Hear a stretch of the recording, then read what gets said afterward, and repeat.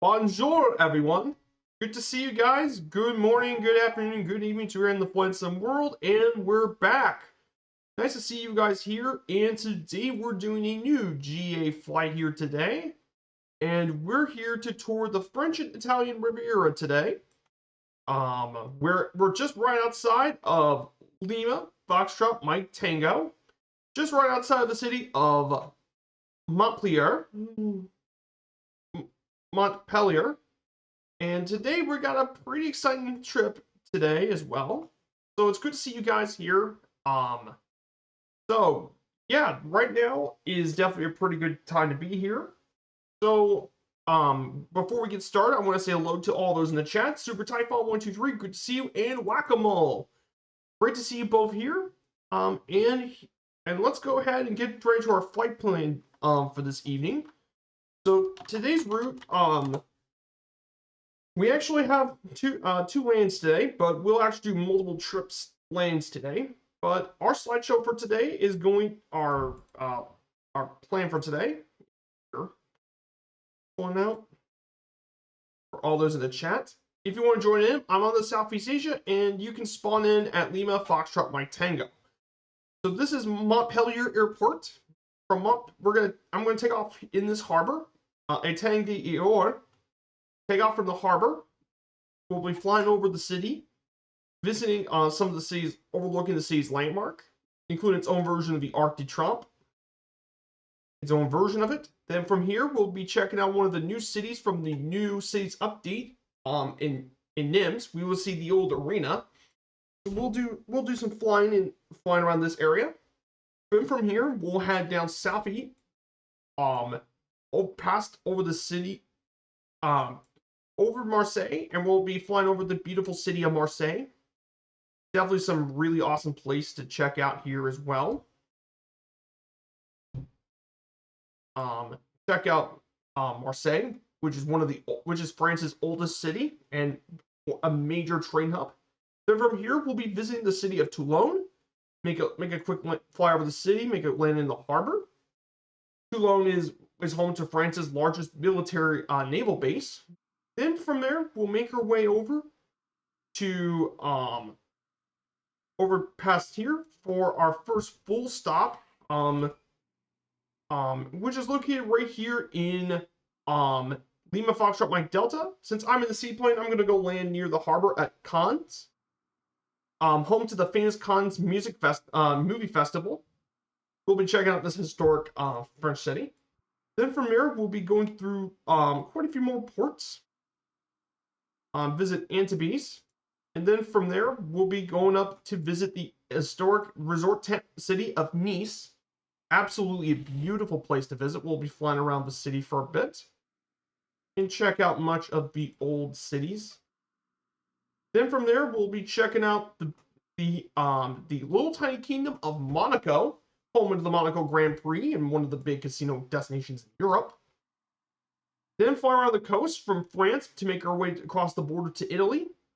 And we'll fly around the coast until we make our final stop in Genoa. And we'll take a brief flying over of the city of Genoa before landing in the Genoa. I'll land right in the harbor next to the airport at Lima, India, Mike Juliet. I'll be landing here near the port, and we'll connect to the airport. So yeah, that's going to be today's flight plan. It's going to be a very historic trip over across the French and Italian Riviera. Um, so we're gonna have a pretty historic trip, as well. Now the plane for today, and oh boy, this was definitely a surprise, to see in the sim, and it's actually our newest local legend. This plane definitely has a very history. It's called the Latte Coair 631. Latte Coair 631. But this flying boat has a very long history. It was actually one of the largest flying boats ever built.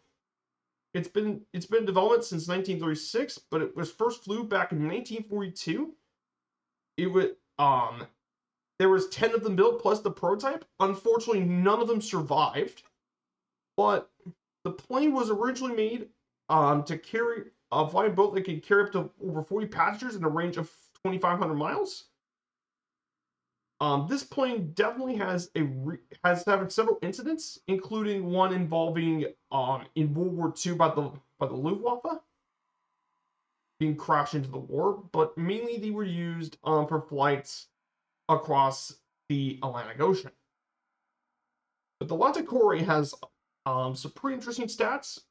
Crew of 5 carries 40 passengers, wingspan of 188 feet, powered by 6 Wright R2 600 Cyclone engines producing 1,600 horsepower each. Maximum speed is 213 knots, cruise speed of 160, and a range of 3,200, nearly 3,260 nautical miles. So very, very impressive flying boat. This particular plane here is done by Blue Mesh, and I gotta actually say, this might be among my favorite local legends. Blue Mesh did a lot of work on this thing. So let's take a look at this thing. Let's look at the plane for a bit. If we look inside, here's what this looks like. We have the bolognese, all that. You have your servos and all that. Your lights. Yes, you can put a GPS system on this, but the detail on this is amazing. You have your flats, but you also have your floaters. You can retract and take your floats. This thing actually has an autopilot system. What? An actual autopilot? With its own heading hold and altitude hold, which is really, really cool. But the detail on this plane is amazing. And I got this for $10. Absolutely worth it as well for the $10. Exactly. And the guys at Blue Mesh did a lot of work on this. So really, really cool. You got to see seat adjustment, the armrest. The work in this is just superb. There's where the old radio operator would be with the nav one transceiver and all that. Here's where the Norse code and all that. Here's all the Morse code stuff. Here's all the different propeller and hydraulic systems on this. It's pretty insane. And of course, look at this little Easter egg. There's the Latte Coair on the map. Look at this, southern France. Very, very cool.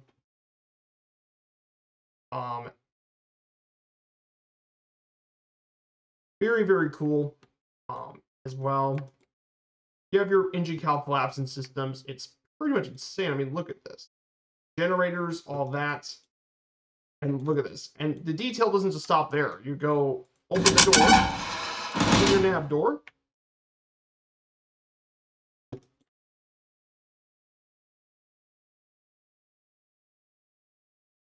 And let me go ahead and get. And you enter from the hatch, and you now enter.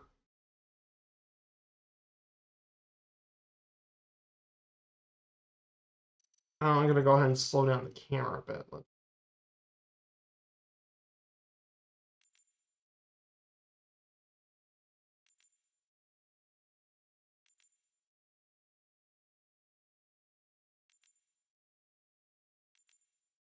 But yeah, the detail does not stop in the upper deck. You see the lower deck. Look at this. There's your bar. There's your bar. There's all your tables. And look at this. You can actually see your seats with its own comfortable seating with the chair. This is where all the bathrooms are held, where to wash your hands. And look at this. They even have your bunk quarters for those really long flights. They got the bunks and everything. I mean,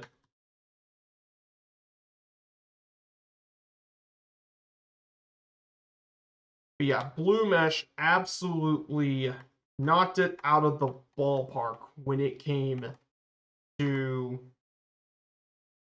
um just the way the plane operates and all that. They knocked it out of the park.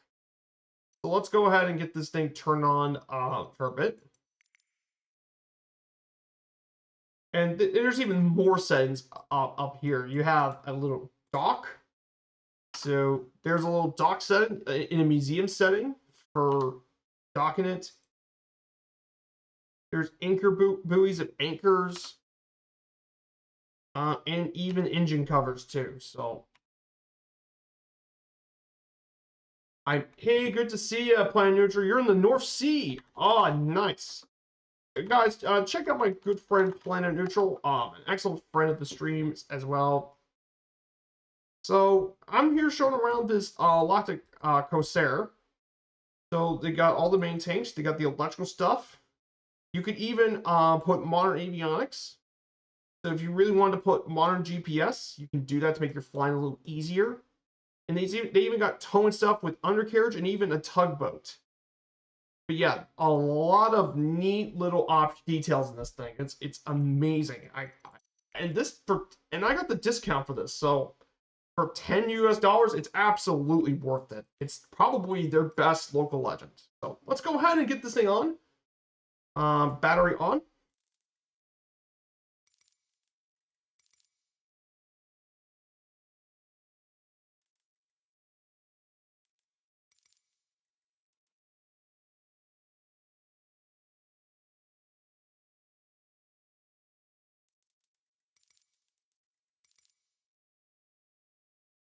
Hey, Bryce Allen, good to see you. How do we find airports in the water? That long to get up in the air? How do we find airports in the water? Good question, Bryce. With the Latico Air, I actually can spawn to the airport, and then I spawn to the airport, and I actually use the slew mode to put it into the water. That's what I.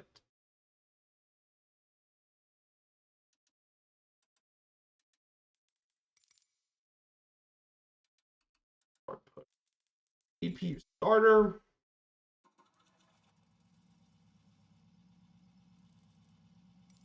And then we turn on the generators.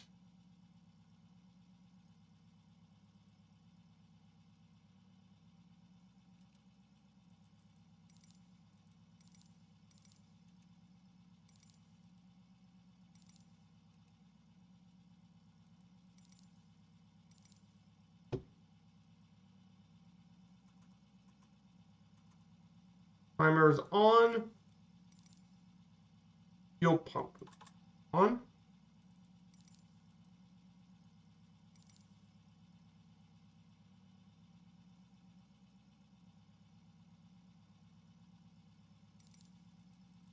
That's everything before starting the engines.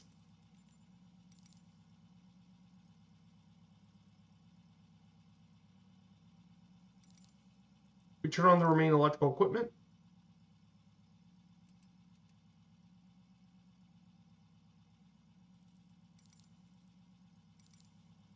We turn on the, we push the mixture, so we're going to make them rich. Push the mixture, turn on rich.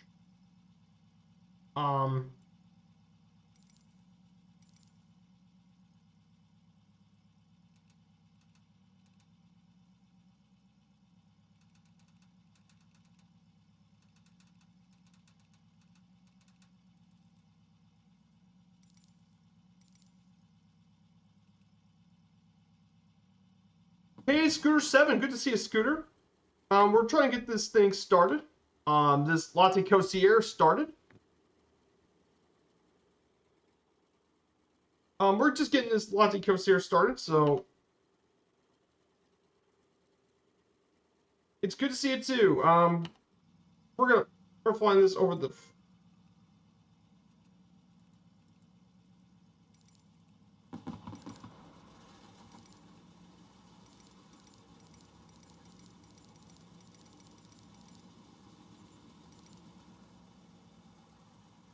So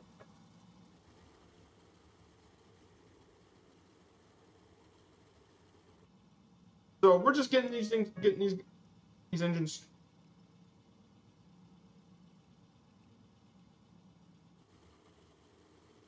We're just trying to get this plane started.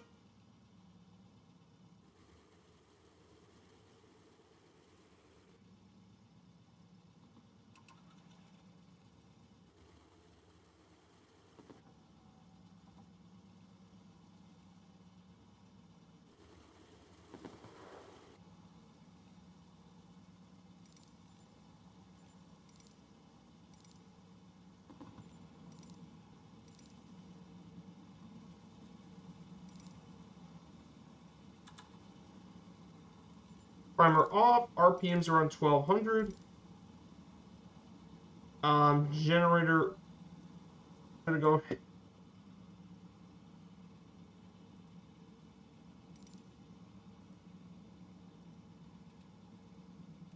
Oh, generators off. Yeah, all this stuff. Generators are all on.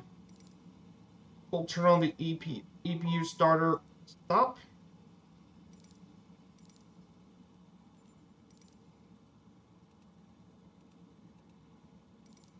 All the EPU generators are off.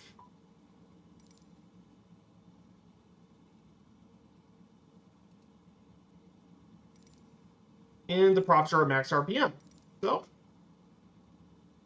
okay, we got everything looks pretty good. We go ahead and turn on our lane light, our nav lights.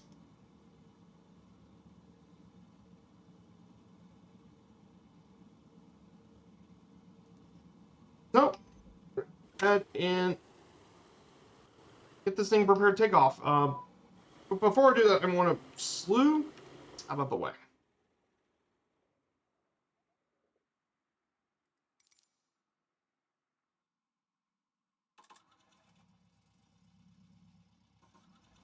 Okay. This thing.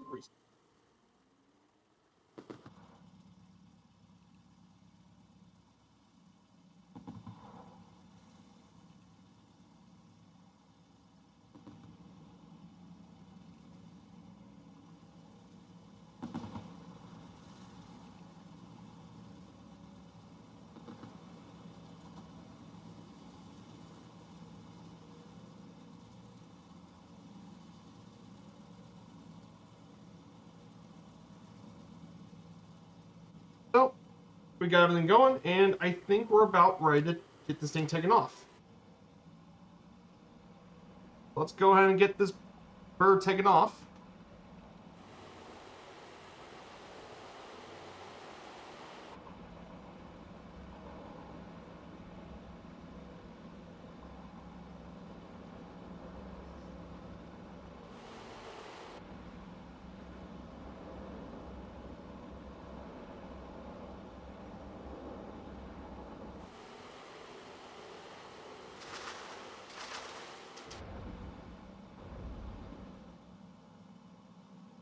And we're off. Look at that. That's pretty.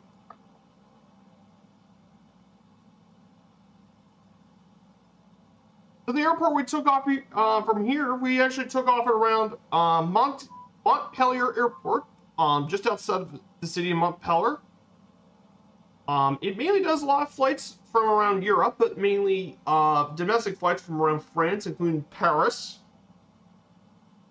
But it also has flights from other places, including Nantes, Rennes, and of course North Africa, Algiers, Oran, Casablanca. All of them fly services to this airport.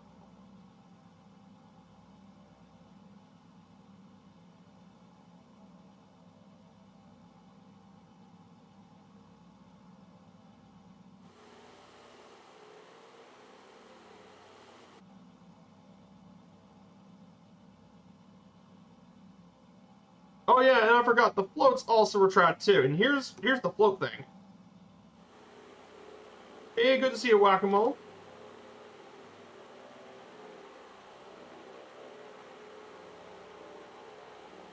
Look at that. That's cool. The fact the floats can retract too. that makes it even cooler. So this flying boat is just super cool. And get this bird around. Yeah, the thing is a monster. It is. It's huge. I mean, people forget this is one of the biggest flying boats ever built. In fact, the only flying boats that I remember that are actually bigger than this flying boat, um, is the Spruce Goose, obviously. Um,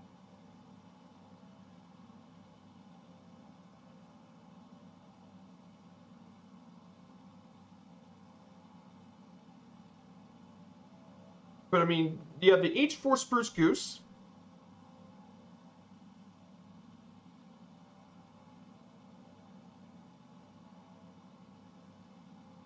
That was, and I think there was one British one that was made during that time that was probably even bigger. There was a British-made version that was even larger than the one we saw.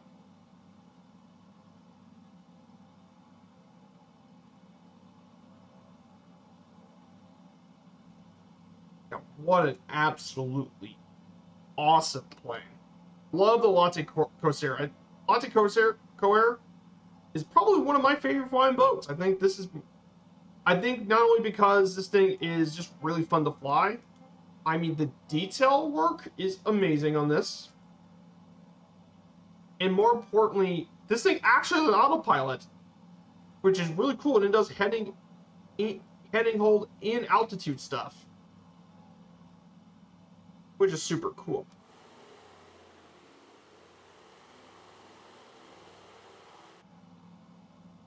Oh, very, very cool. I wouldn't be scared to fly something like this. Reminds me of an old lawnmower. Oh, I I understand about that too. So yeah, about the city of Montpelier. Let me give you some information about the city. It's one of the largest urban centers in the region of Occitania, population 299,000 people. It's been around since the Middle Ages. It was an important city for the Crown of Aragon back in the Middle Ages, was the birthplace of King James I. It's also home to one of the oldest universities in the world, established in 1220, the University of Montpellier.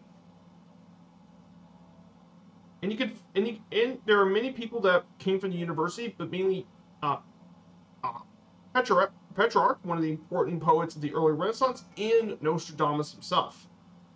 You can also find the ancient citadel as well that was built in the 17th century. But Montpellier is a very popular city for its climate and rich cultural heritage.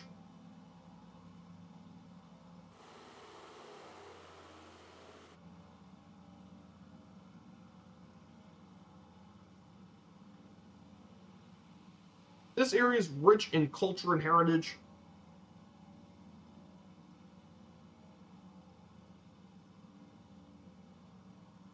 In addition to those guys, there are quite a few other people from the city, including the author of the Napoleonic Code, Jean-Jacques Regis de Cabaceres, modern parachute pioneer Louis Sebastien Lemonade,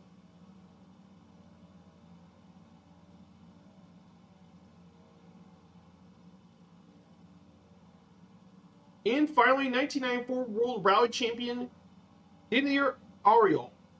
And these are just some of the famous people from Montpellier. Montpellier.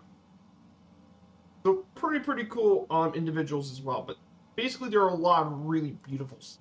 Let's go back to our showcase and we'll just drone cam. We can take this amazing beautiful city of Montpellier. Oh, I think you answered your other question. But yeah, it's great having you guys here on this Friday stream. I know today's the start of FS Expo.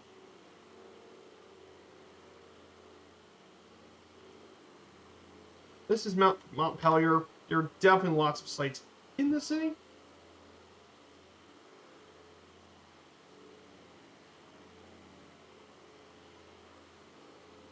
There's downtown.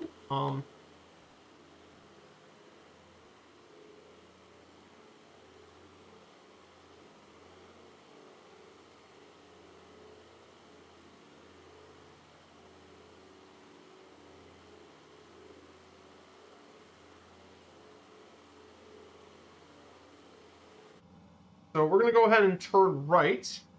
Um, so yeah, let me show you how this autopilot thing works on this plane.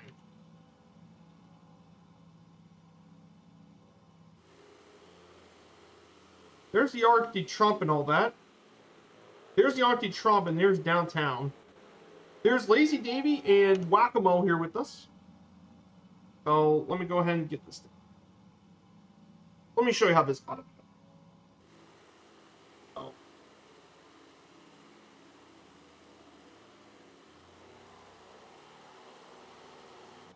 So we're gonna go here. Okay, this would be pretty good heading. So we're gonna go ahead, activate the autopilot, altitude hold, and heading, and boom. This thing actually keeps to its heading and all that. How cool is that? All you need to do is just do that and set your heading, and you can actually change your heading compass. With this heading compass thing. And just like that, you can actually change where the heading compass goes, which is pretty cool. But yeah, that's how you operate the autopilot in this thing. Pretty simple. Just do your heading and altitude, and you'll basically be pretty much set in this thing. So what's the highest this plane can fly? According to my research,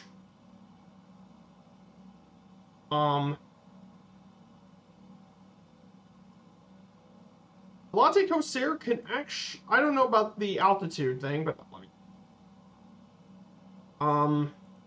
but I believe it'd probably be around 15,000 feet.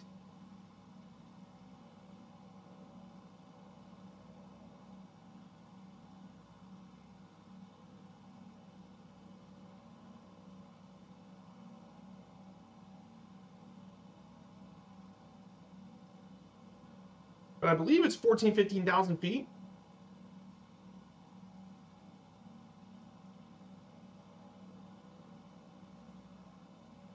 So I believe that's probably where it's realistically at.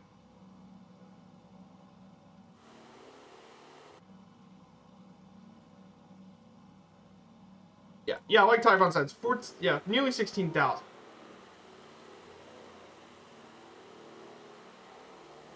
Yeah, she looks absolutely awesome.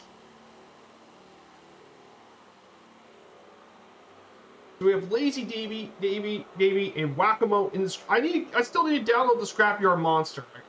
I forgot all this time to download it. But yeah, Scrapyard Monster is an absolute beast of. I can't believe someone like that plays actually everywhere. Pretty crazy.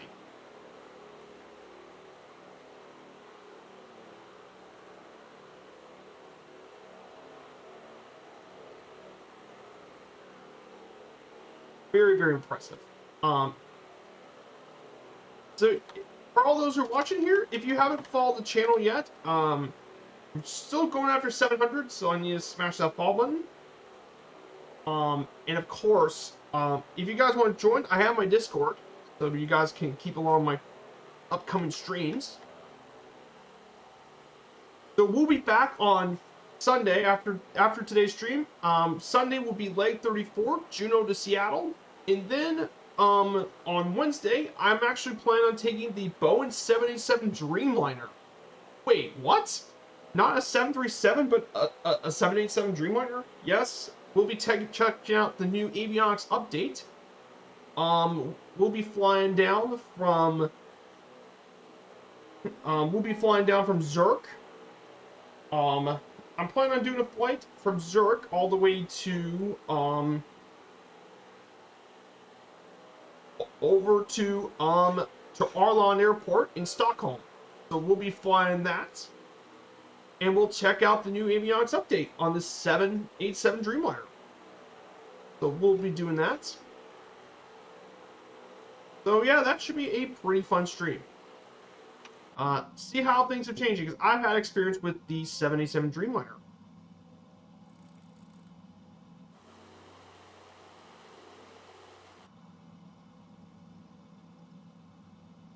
Nice.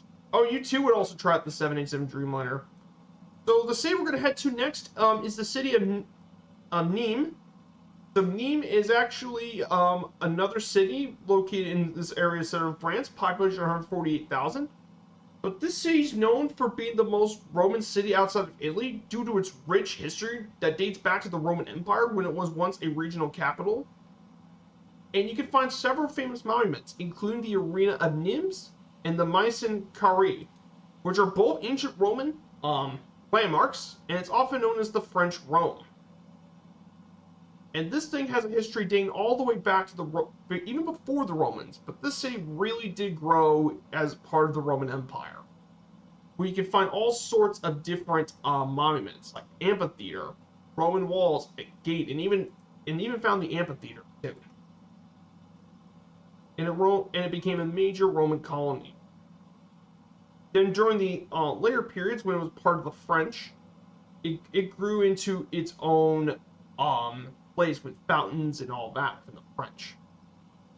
But this city is very rich. And also this is one of the new cities that got the city update. So we'll be checking out Nîmes. We'll check out Nîmes for a bit and see how the city's going.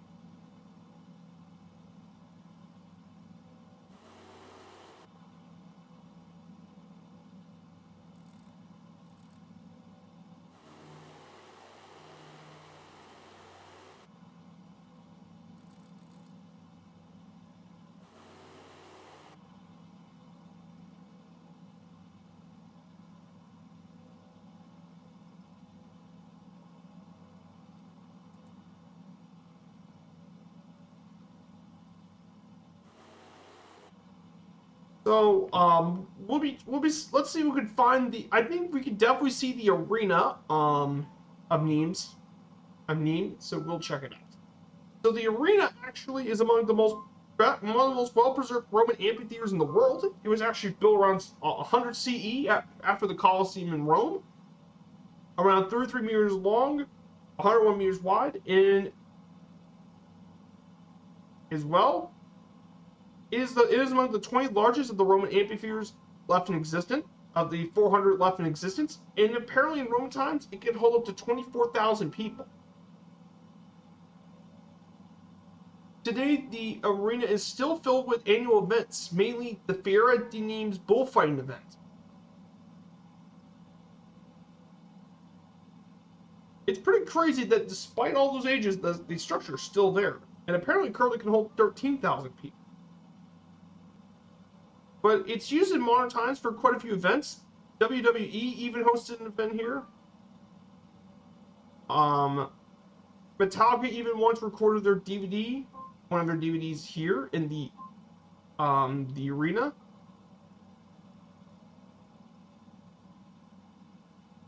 And all that. But it's a very historic amphitheater.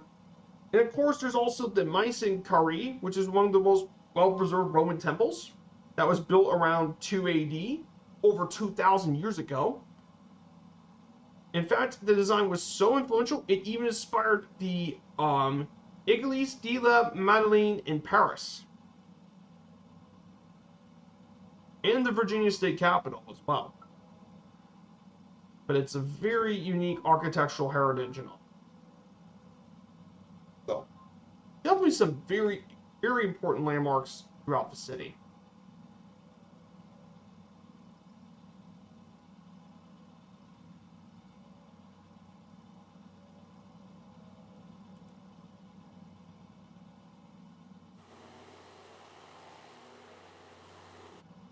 So, let's go ahead and explore this area.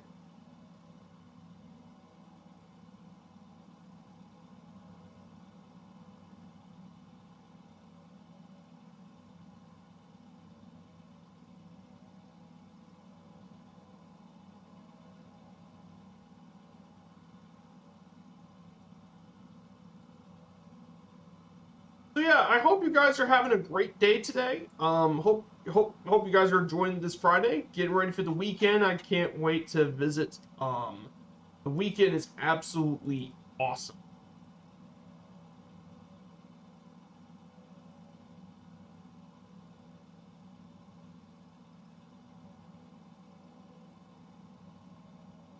So let's take a look.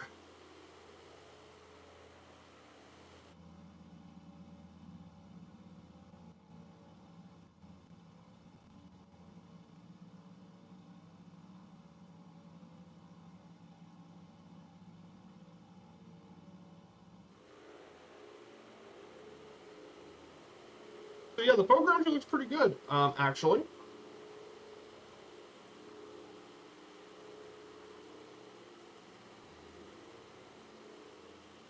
Oh, look at that, guys.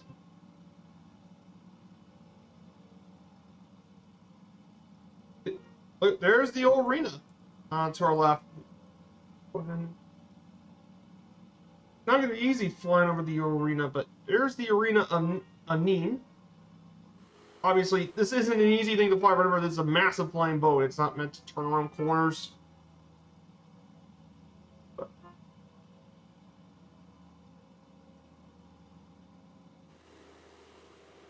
uh, and like I said, she's a flying boat. She's not meant for turning. Hey, German Viper, good to see you. Welcome on in, German Viper. I hope you're doing well. We're touring over the French and Italian Riviera today. I was about to pass over Nîmes for a bit. Looking over that city now for the new update. So we're getting ready to do that.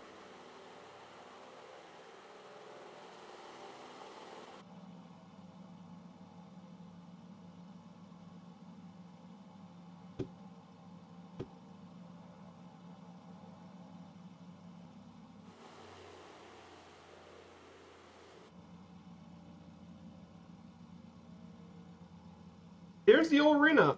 If you look to there's the arena Nîmes. Pretty cool little arena here. You also see some temples and other of Nîmes' famous landmarks. Pretty cool.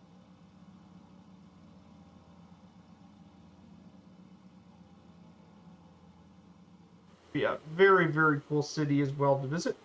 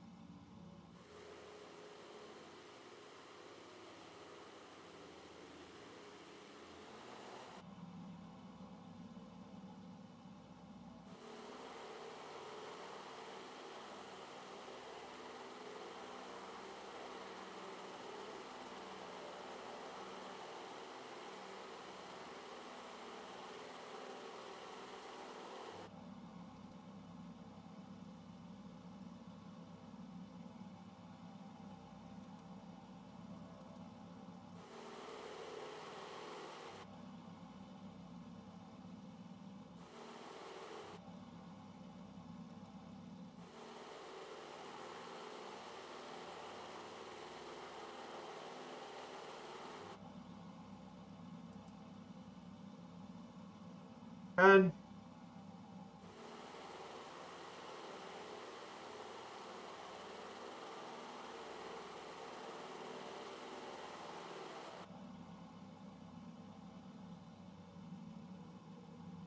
we're gonna go ahead and climb up to 3,000 feet.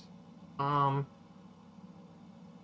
so yeah, let's talk about the French Riviera. Actually, let's discuss this thing.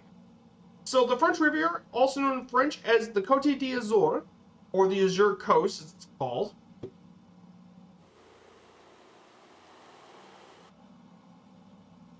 is located in the southeast corner of France. It extends from Toulon to the French-Italian border,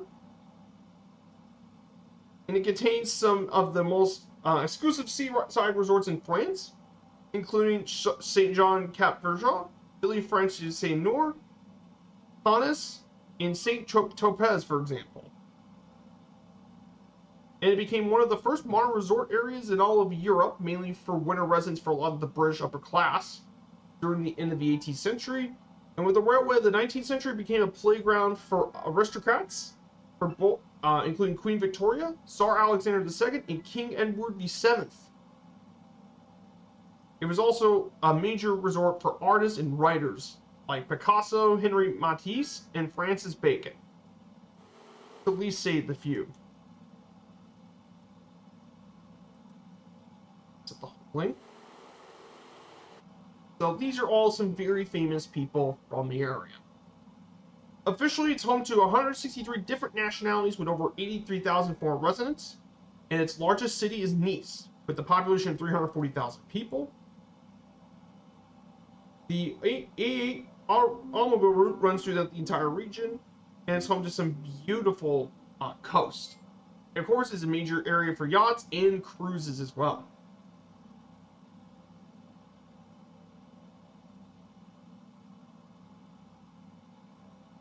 But it has been a major area, even back to the Roman period, where the Romans built a lot of their stuff around the coast, and many of them still survive. And it reached the height of its power during the 2nd and 3rd century AD, until the Germans came around. And it hosted quite a few counts and all that until it was integrated into France. Believe it or not, if you guys want to believe this, this region was once pretty impoverished, mainly known for fishing, olive groves, and flowers for fruit. However, the thing changed when the British upper class came into the late 18th century. When the first British traveler discovered it, Tobias Smollett, who visited Nice, and its warm water climate would bring the attention to the British aristocracies when he wrote the book Travels Through France and Italy.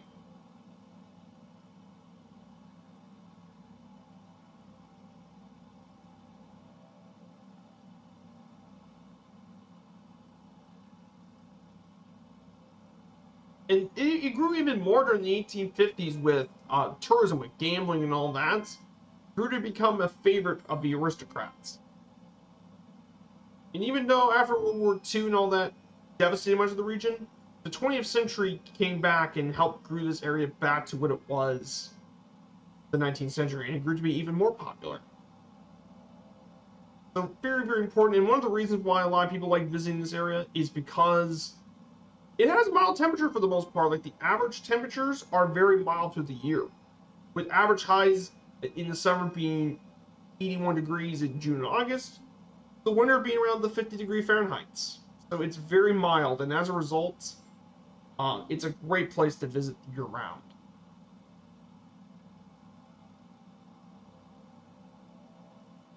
So of course, you want to visit all this area.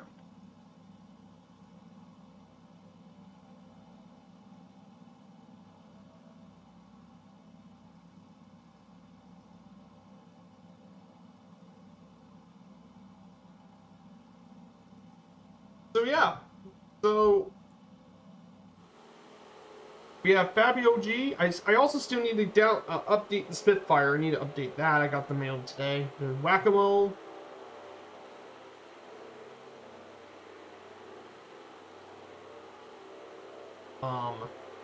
So but yeah, we're gonna be visiting quite a few of the resorts here on there. Marseille, La Coyote, Cologne. We'll be going through Saint Tropez as well. I think we'll be flying around that area. Of course, Cannes.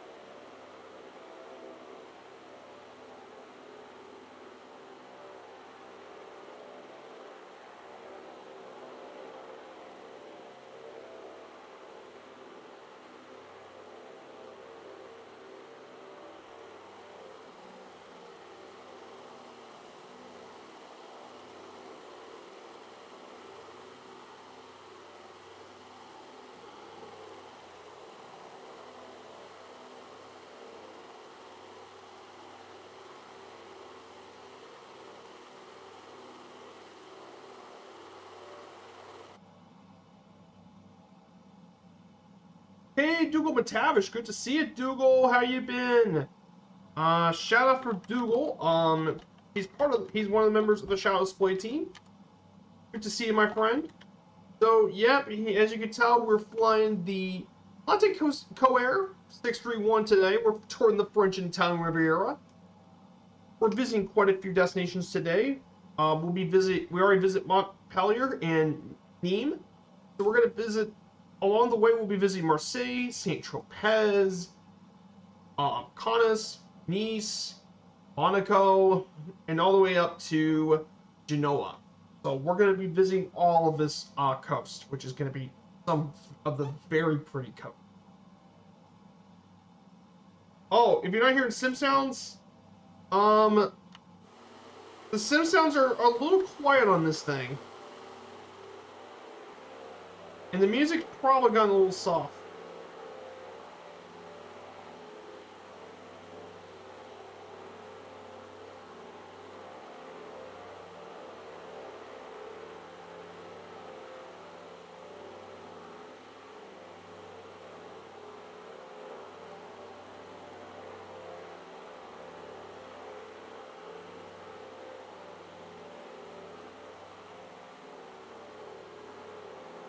So yeah, I hope you're doing well, Dougal. So our next stop here, next city we're gonna fly over, and I'm gonna make a landing in the harbor. We're gonna fly around the city of Marseille for a bit. Now, Marseille is actually the oldest city in all of France, believe it or not, and France's second most populous city. 870,000 people live in Marseille, and 1.8 million in the metropolitan area.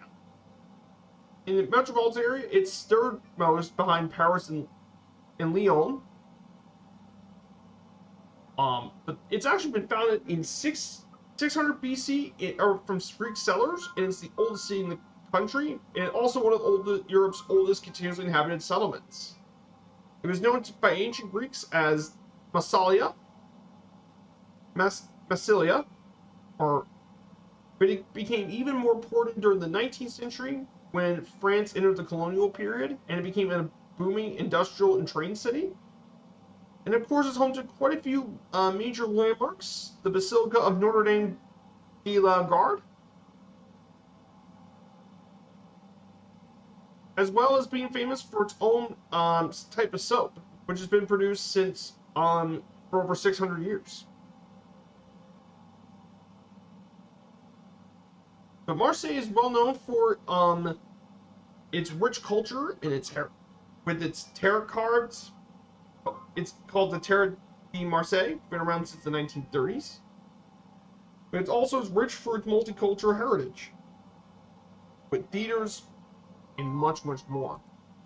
Outside of that, you can also visit quite a few other sites. The old port, of course, which is guarded by two massive forts: Fort St. Nicholas and Fort St. John, which has been around since 1660. There's also the Hotel de Ville, been around since the 17th century, a Baroque building. And one of the oldest places of Christian worship, the Abbey of St. Victor, which has been around since the 5th century. So, tons of really cool landmarks all across the city. So, beautiful area on Google. Now, of course, one of the most popular way a lot of people like to travel through the French Riviera is on a cruise. On a cruise ship, actually.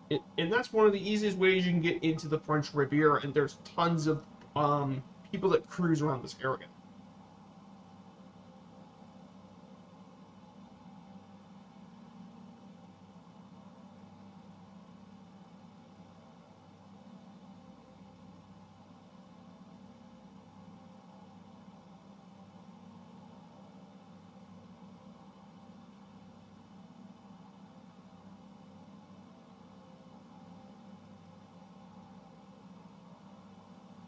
For example, I'm looking right now of a 9-day cruise through France, Italian Riviera in France. So you go through Barcelona, Marseille, Cannes, Nice, Florence, Pisa, Genoa.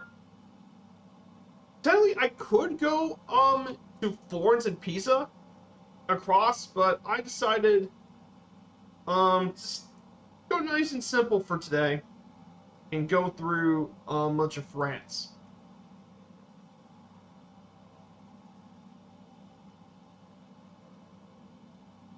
But yeah, this area is very pretty though, and it's definitely one of my favorite, most wanted places to visit is this part of France. Like of the Mediterranean, this is the place I want to visit. Like all the old rich heritage of this area.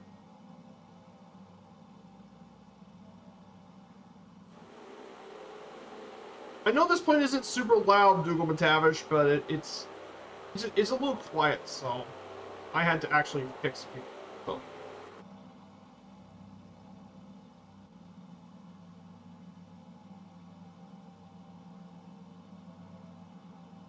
Oh, there's actually been some news. I know if you guys got the avionics update that was released yesterday, and it did a ton of change improvements on the 747 and 78, and it's definitely much more different. Um, it is way more in depth than before with the 2 points. Like the starp and all that is changing, and I'll show you a bit how the starp and all that changes. Um, on next Wednesday, we'll be taking the Dreamliner out, and I'm planning on doing some sort of flying in the United States. I think I'm probably gonna take the Dreamliner and fly around the United States. I think probably from Chicago to Dallas would be a pretty good flight.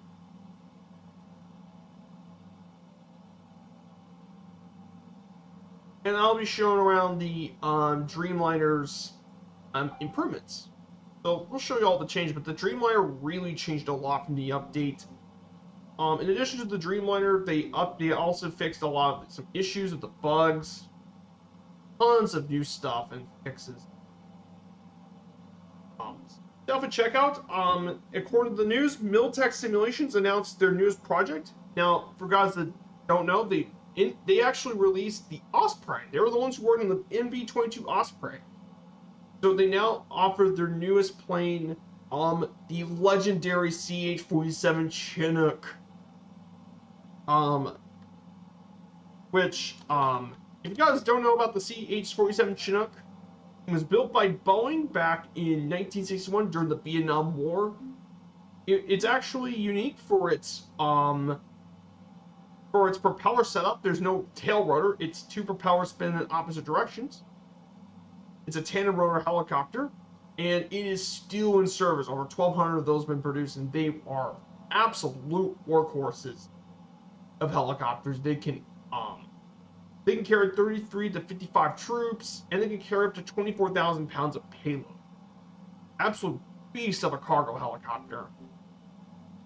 And according to Miltech, they said this is going to be their most detailed plane yet, with extensive detail in their 3D modeling, internal and external modeling, as well as other stuff as well.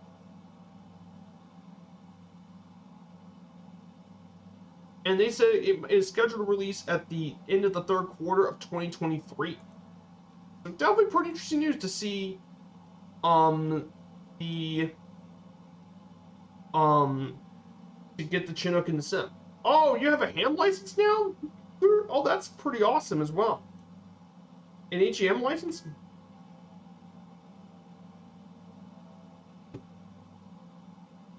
Ah, a ham. Oh, it's radio licensing. I believe that's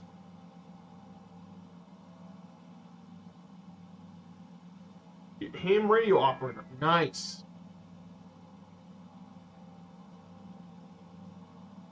So we'll be checking out the beautiful city of Marseille.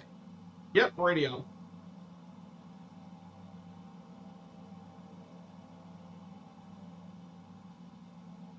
That sounds awesome, my friend. Congratulations. That's awesome to acquire.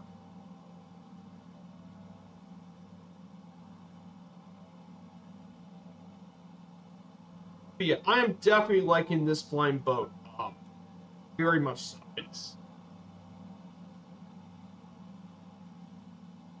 Oh yeah, look at this. It's got a little telephone on board.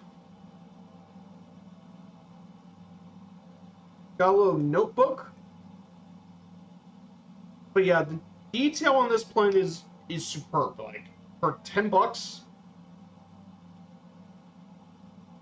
you cannot beat the detail.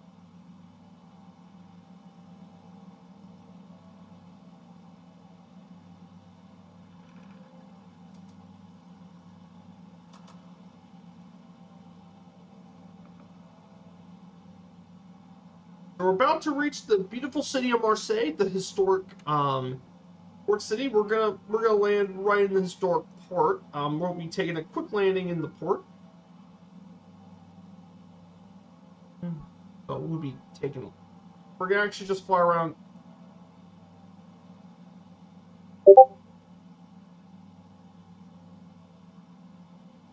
FX Expo's coming right now. Actually, they just start FS Expo. What? Wait a minute. Just have an announcement. What was it? I just got a notification. Just Flight are thrilled to announce the development of the A300 B4. Wait a minute.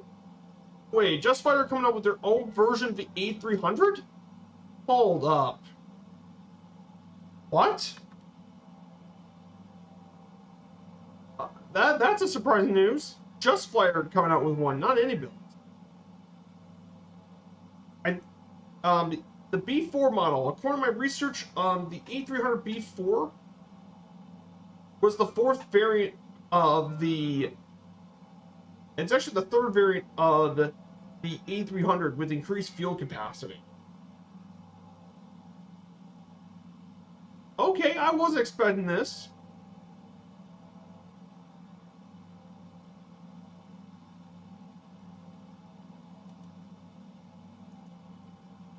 So let's look at Marseille for a bit. Take a.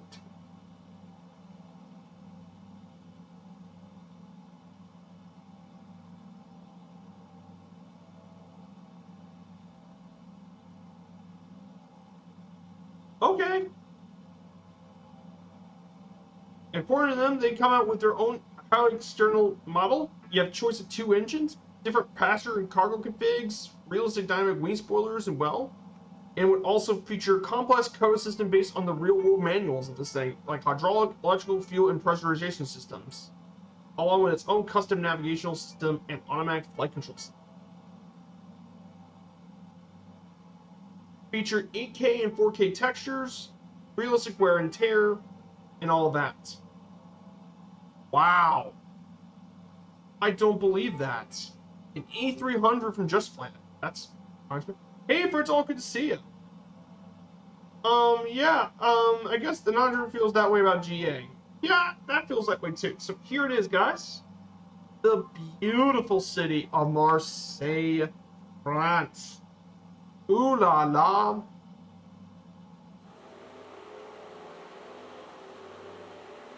Charcoal's up here. Ooh la la, the beautiful city of Marseille.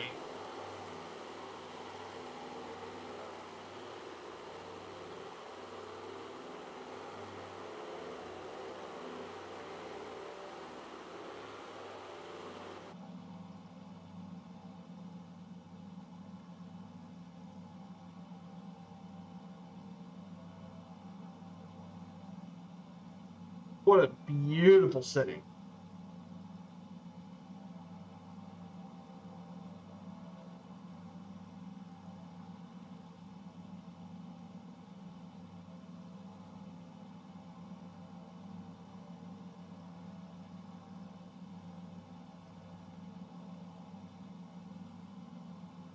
Yeah, I love flying down this area of France.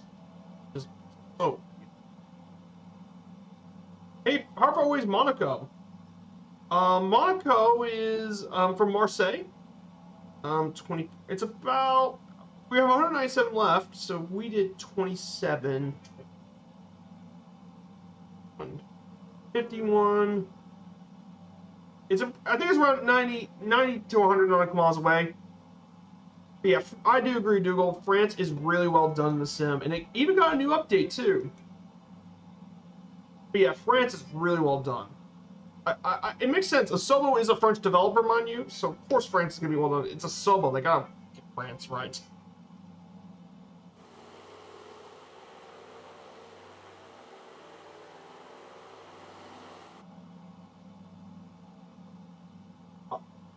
Oh yeah, Famous Flyer 7 is going to be an American plane.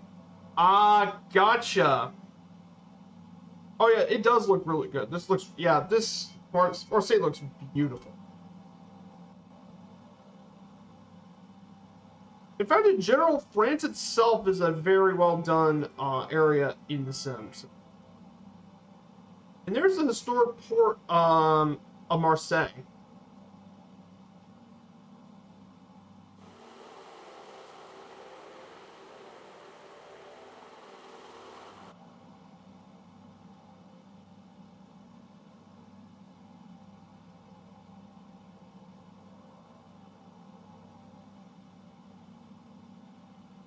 Fly-by-wire 8380, anyone? Okay, so Type 1, I think the famous flyer that's going to be revealed, I really hope if they're going to release a famous flyer, I don't want to pick any military planes. I think our next famous flyer, I'm hoping, is going to be um hmm if it's an American plane, I think our next famous flyer is probably going to be something from Beechcraft or something.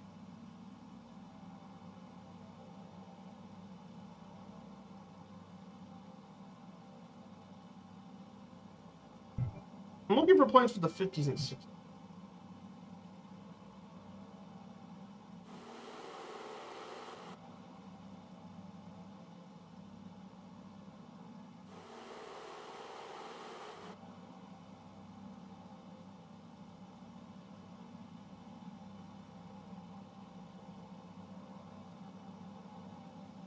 Um, oh, the Model 4C male biplane. Ooh, actually, my pick is the Douglas World Cruiser. That's my pick from 1924, the original Douglas World Cruiser. Um, I think that should be the um, I think it's the Douglas World Cruiser, 1923, first plane to ever fly around the world. And I mean, 2024 is coming up soon, and that was when um and that's the 100th anniversary of that historic around the world trip. I think they're going to reveal that one because it's going to be the 100th anniversary of the first around the world trip is going to be in 2024. Maybe that gets revealed for MSFS 24 in honor of the first around the world trip. I'm thinking that's probably what's going to get revealed. Yeah, there's so many of them. But yeah, I'm hoping that maybe Douglas Farm brings the World Cruiser into the sim.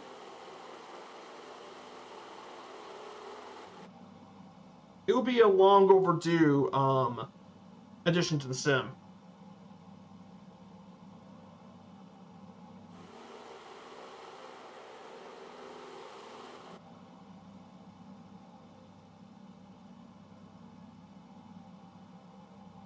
So our next stop is going to be the city of Toulon. This here is actually a major naval base and a important city at the French Riviera. Population 176,000 people, which makes France's 13th largest city. Hey, Bougie Sheep with a rate of 21. Hello, Bougie Sheep and viewers. Welcome on in, everyone. Today, we're touring the French and Italian Riviera today, my dudes. Welcome on in. We're in the newest local legend here today. So I hope you had a great stream, Boozy Sheep. And the plane we're flying today is one of the largest flying boats ever built, the Latte Coair 631, done by Blue Mesh and Microsoft. Isn't she a beauty? The detail of this plane for 10 bucks is unbelievable. And man, she flies really nicely too. He flies like a dream as well. I mean, this thing even has its own autopilot system, which actually does heading and altitude hold. So it's actually not that difficult of an autopilot to set up and work. Yeah, it is a very cool plane and it has a pretty rich history too. Yeah, 166 per engine. Yeah, and she has 6 of them. So yeah, it makes sense. So what did you fly today, Boozy Sheep? But I mean, look at the coast. I mean, that is Remember, I would, and you know me, Boozy, I would love to take a cruise down this area of the world. I go ahead and turn on autopilot, heading hold, heading hold. The heading will be headed up.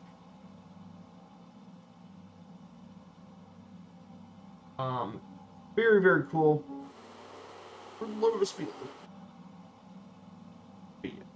Yeah, and that's 1,600 horsepower each. So yeah, this thing could cruise up to 160-70 knots in a range of 2,000 nautical miles. This thing is absolutely awesome. So, but yeah, this area right here, guys, is a very rich history and lots of cultural heritage. Fallen Up, good to see you, Fallen Up. So if you guys like this stream, and if you guys are here for the first time, I'm Viper Strike 95. I've been streaming here since 2021. I've done GA, airliner, and historical flight streams. I stream 3 times a week, Wednesdays, Fridays, and Sundays. So I'm currently doing a DC3 around the world trip on Sundays. So if you guys want to see some historical DC3 flying, definitely check out the streams as well.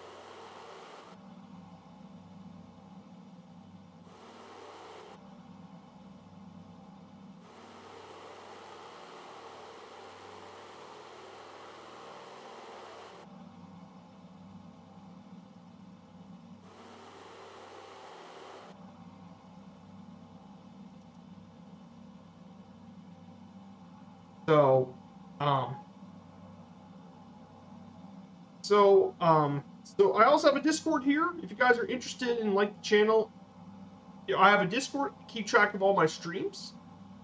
Um, previous series I've done, I worked on a baseball series. When I first started streaming, I worked on baseball because I'm a huge fan of the sport, and I'm still am. And I went to all the major league teams. And then I also did my first ever historical journey back in 2021 and 2022.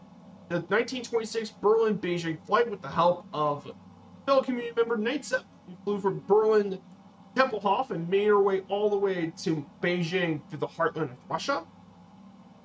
And then I did a couple of Firefly Air streams for the virtual airline through Japan, the Philippines, and Route 66. And now on Sundays, we're doing our historical DC3 around the world trip, recreating what Britling did in 2017. Stay tuned for those flights as well, everyone. So just let you guys know what's going on. So yeah, back to Fallen Up. Yeah, she has very much a warship feeling to this plane. She feels like an old warship.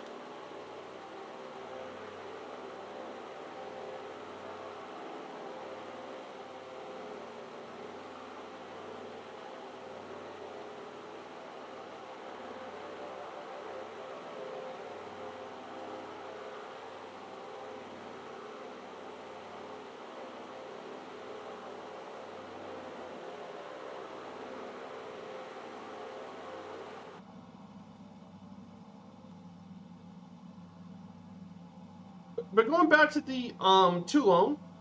Toulon is a major center for naval construction, fishing, winemaking, and manufacture of different aeronautical equipment.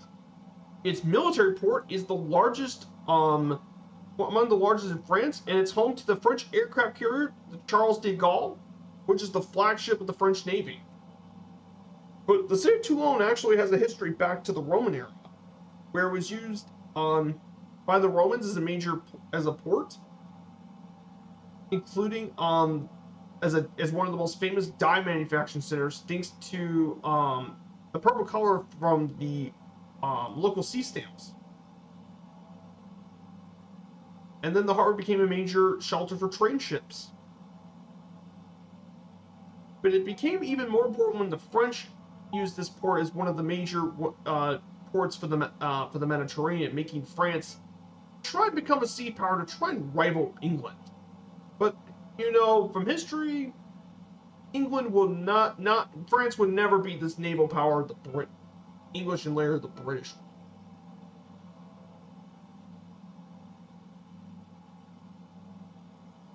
Some of the sites you can find here in Toulon include the Old Town, where you can find the old cathedral, along with the military harbor, and of course its own little tiny mountain known as a small mountain, Mount Faron, which dominates much of the city and has a great view of Toulon, and a couple of museums, but mainly the big one is the Museum of the French Navy.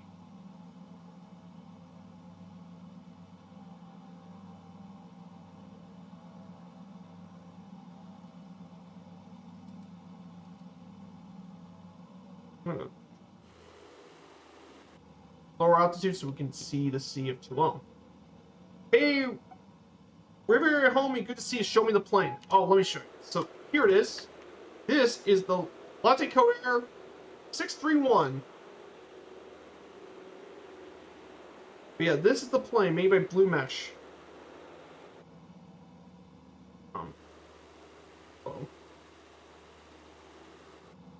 But yeah, this is the plane. 6 engines. It's a massive flying boat. And what's crazy is if you get inside, you can actually see the cabin being really well done as well. But yeah, this plane has a lot of modeling for the $10 you pay on it. I'm not watching Expo live. I just got a notification for Flight Sim Expo on my Discord. So here's the city of Toulon. If you wonder why the satellite data doesn't look as good as other parts of France, well, you can blame the French military, the French Navy in particular, the French Navy.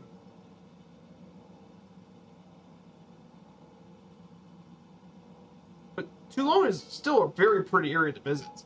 And Mount Faron, you can definitely see Mount Faron up at the top.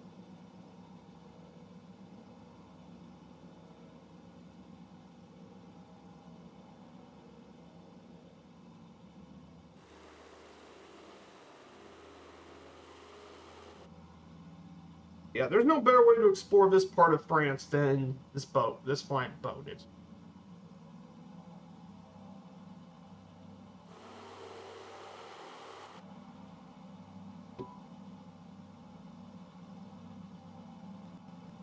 There's the city of Toulon.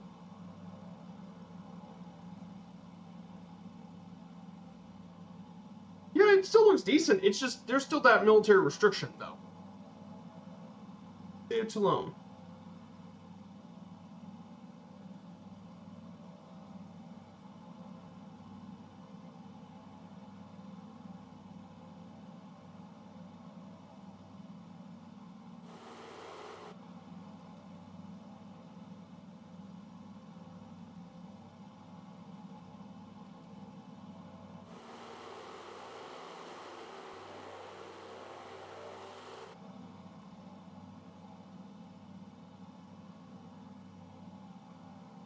So yeah, I want to ask you guys in the chat. I hope you guys are having a great week. If you guys are interested, is there anything you guys are planning on for the weekend? For me at least, I'm getting everything prepared for leg 34 on Sunday. Juneau to Seattle in the DC-3. So I got everything planned. I'll just get prepared for that, and probably do a few more missions for Firefly Air on Saturday. That's my weekends planned.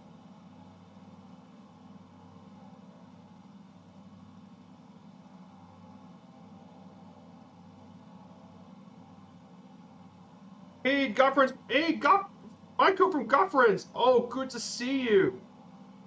Oh, that's the Double Ender's releasing today? What? No way, the Double Ender? Oh my goodness, I should probably get my hands on that crowd. Good to see you. From Got Friends as well. But loving the Wilga, my friend. I can't wait to get my hands on that Double Ender. I know Candonians are going to be flying that plane a lot. But yeah, I would love to get my hands on that Double Ender. Maybe that'll be next Friday. Oh, dude, if the Double Ender releases Friday, I'm getting my hands on that Double Ender then. Because I want to show it off. Oh, that would be awesome. I want to get that Double Ender. Yeah, if you guys are aware of the Double Ender, That plane is actually a real life prototype, by the way. It was designed by Alec Wilde in 2010, and it was a very unique design with it's a push pull system, very similar to that of a Cessna 337, but its push pull configuration allowed it for a minimized engine failure and adverse yaw risk. And it's powered by 230 horsepower engines, and it can cruise to around 94 knots. And apparently, this thing has crazy range for a plane of its type because it can go 840 nautical miles, from according to the EAA. But super cool plane, and I can't wait to see in Microsoft Flight Sim. It's going to be really cool.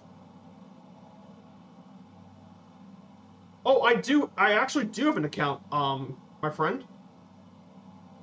Oh, that is amazing. Oh, dude. Um, I do have a Got Friends account, actually. Yes, I do. Oh, oh, dude. That's very nice of you, Micro. Thank you. Oh, that is. I do have an account.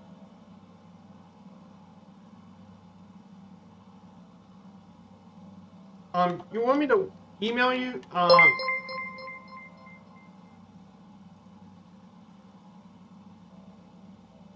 Hey, got friends. Oh, got friends with a follow. Oh my goodness. Drop us your email on Twitch and oh, oh, you guys are got friends. You guys. Thank you so much for the kindness. You didn't have to offer to me, but thank you. That means I would not expect. Like, let me go ahead and email. Let me go ahead and get the let me go ahead and get the chat thing, and let me go ahead and whisper it to you. Oh, you guys are awesome. I can't. Here's my.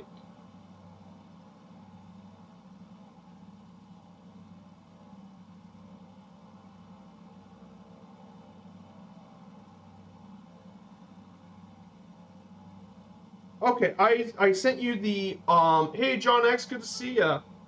Um, I sent you the DM.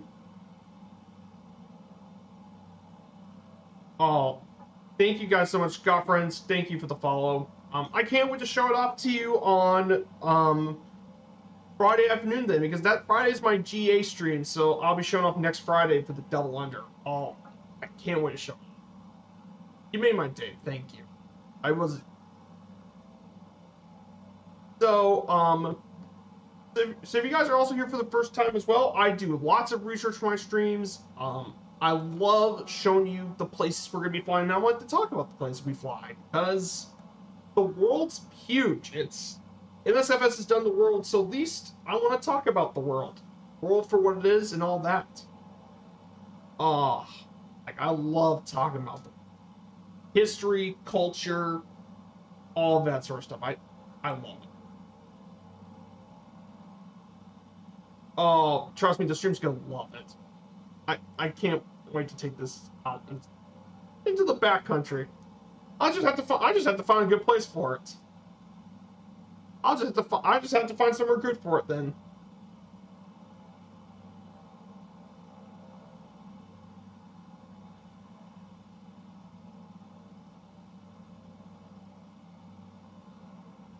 Oh, no worries. But yeah, massive thank you.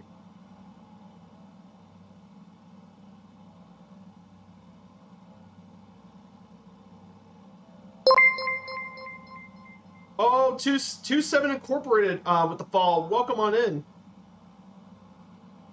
Thank you so much, 270 Incorporated, for the follow. Hope you're doing well today. Oh yeah, the Vilga is very good. I still haven't taken the Vilga out in a while, Scooter. Oh, I need to take the Vilga out again. What I'm actually waiting for is for the July World Update to come out. Because if it's going to be what I think it's going to be, which is the Visegrad update, which is Poland, Czechia, Slovakia, and Hungary, I'm going to definitely fly the Vilga around Poland. Like, I'm thinking about flying around Warsaw, all the way up to, all the way up to the Tatra Mountains, which would be really very, very cool area.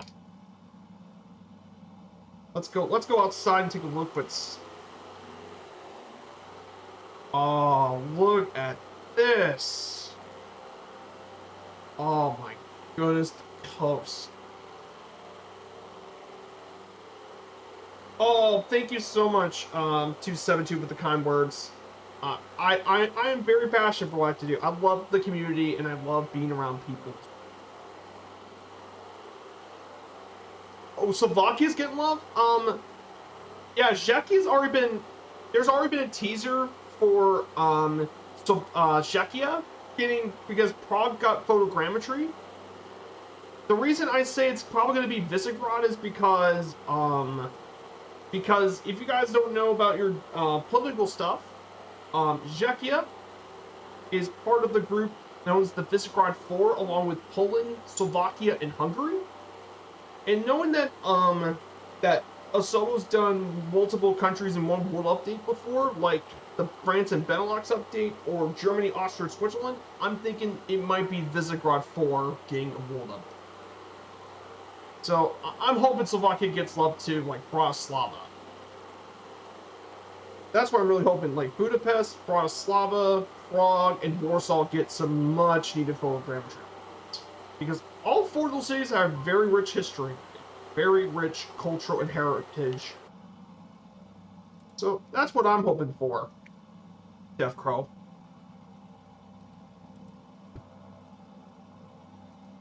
Let's go ahead. I'm going to go ahead and turn left.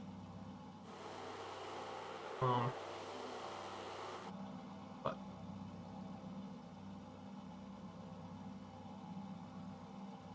oh, your great-great-grandparents and great-grand immigrated to the U.S. in the early 1900s.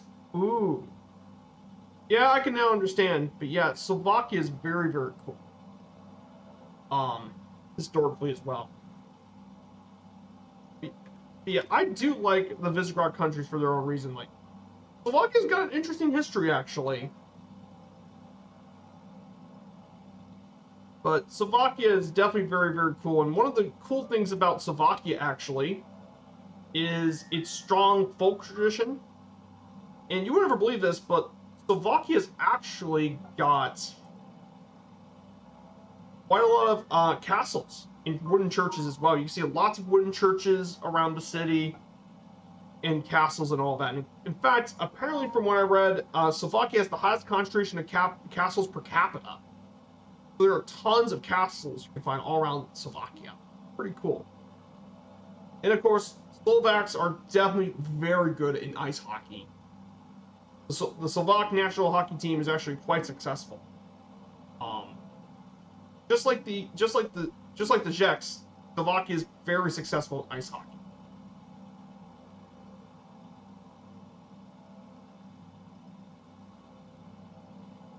But yeah, Slovakia is definitely very, very cool.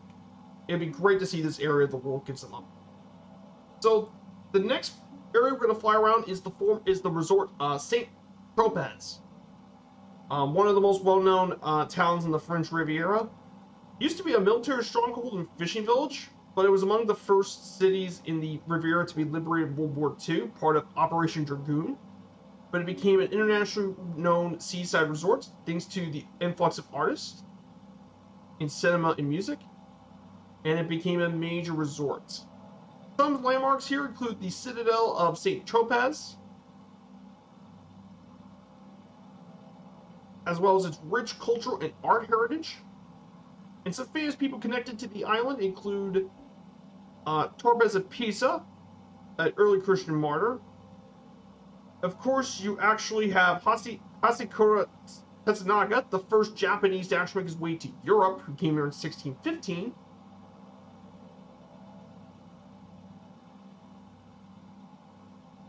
And Luis de Funès, who played the police officer in the French comedy series, they get an arm de Saint Tropez, which helped build Saint Tropez into what it is today. Very famous little town in the Riviera. Not sure what region. I mean, there's a lot of regions. Yeah, I did do a castle tour there earlier in the year, but messed up my flight plan. Oh, absolutely. I hope Slovakia gets some updates. I would love to see some.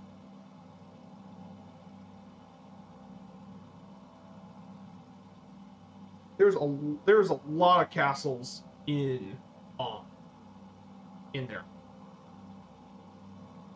Yeah, Slovakia has got tons of castles.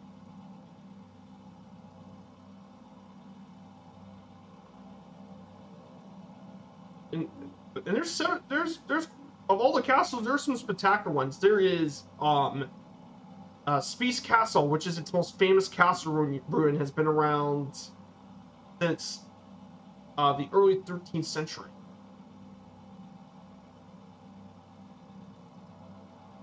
Beautiful sanctuary. But that part has been very, very famous for. Apparently, a lot of people don't know this about Slovakia, but Slovakia for the longest time was actually controlled by the Hungarians. It wasn't until after World War I where the territory was transferred from the Hungarians to an independent Slovakia as part of Czechoslovakia, and it became its own independent history after the Velvet Revolution.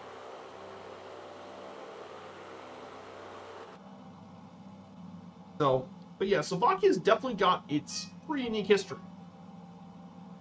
I never got to ask her about her family history, and I'm really interested in where it comes from.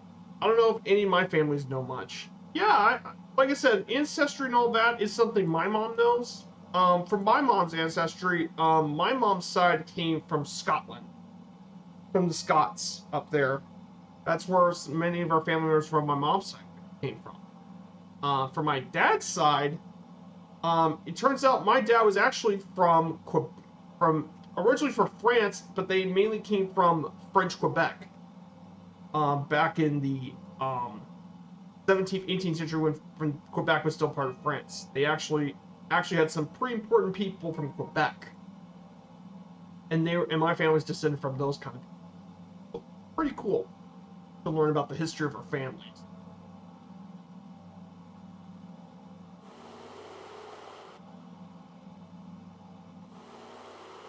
But very, very interesting to learn about the heritage of the families. Yep, that was when my great grandma told me it was Czechoslovakia back. Yep. And and from what I know about the historical stuff, so the reason that came into existence during it was because after World War One, it was Czechoslovakia. That came after World War One because of I think it was due to it was one of the trees that oh yeah, it was created from its independence from the Austro-Hungarian Empire.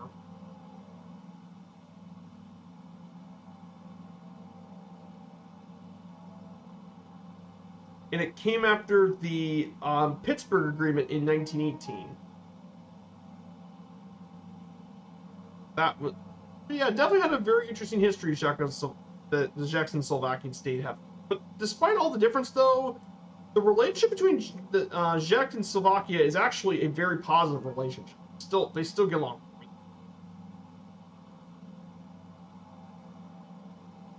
So, very, very important area. Like I said, I'm glad that region of the world's going to get some love in the update. I can't wait to see what more they bring. Funny thing is, she always threatened us, "Do you want a Slovak punch?" Oh. But yeah, very, very cool to learn about all this.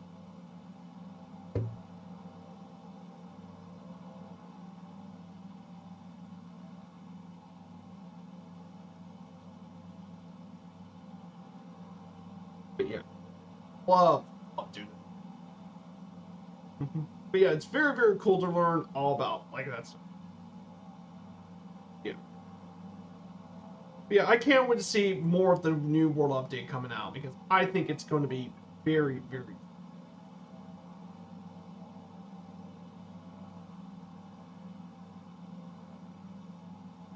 So, our next city we're going to be visiting today is actually going to be the city of Kaunas. This is where actually we're going to make our first stop here. Um, I'm going to be landing this right outside of the airport, but we're going to be visiting the city of Kaunas. So this commune has been established since the 2nd century BC. But this city is world famous for hosting the Cannes Film Festival and the Cannes Lions International Festival of Creativity. Its city is well known for the association of the rich and famous, its luxury hotels and restaurants, and several conferences. The city has got quite a bit of history as well. But mainly the big thing that really brought Cannes to glory was during the 20th century, mainly, where new luxury hotels like the Carlton, Majestic, Martinez, and JW Marriott were built, and it was modernized with its own sports center, post office, and schools. And it became a massive landmark for tourists. Of course, you can visit all the hotels and villas, but the thing that really grew the Cannes into a world famous destination was its own film festival, which was established back in 1946 on September 20th. And the film festival's actually got a long history with it as well from the 40s. But the reason they built the festival here in Cannes was actually due to after World War II and trying to help rebuild. So they wanted to actually rebuild for tourism, so they decided to actually hold it here in Cannes. And it brought a lot of different Hollywood stars to make its appearance in the 40s, including Gary Cooper, Cary Grant, Tyrone Power, Mae West, Paul Mooney, and George Raft, with its own film festival as a result in the 30s. And all that came into and it grew, and it kept growing and growing over time. Cannes really has grown since then, as well as a film festival.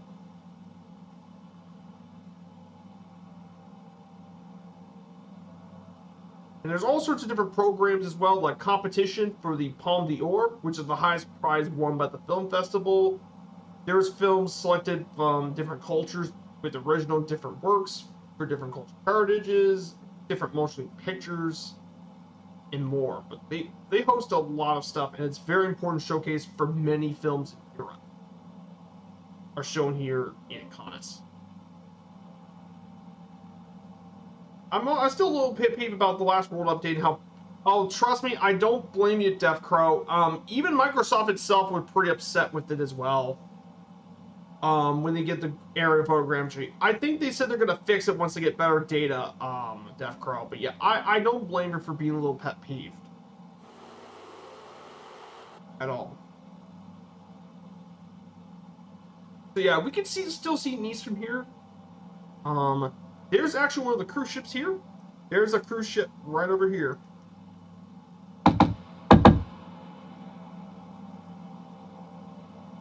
There's a cruise. Yeah, some cruise ships do visit Cannes as well, which is very, very cool. Yes, but it is insulting. I feel that way. So let's go ahead and get this thing about landed. I'm gonna go ahead and get ready. Get ready for our first. There's Cannes Airport. Lima Foxtrot Mike Delta. Now this is mainly a GA airport. Here, it's mainly used for GA and charter flights. It's smaller charter flights actually operate from this airport. And in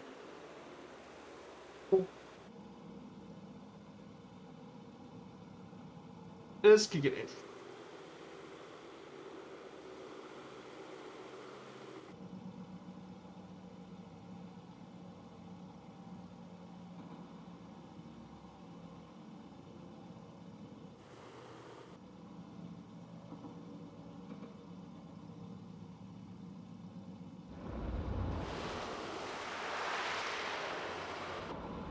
There we go.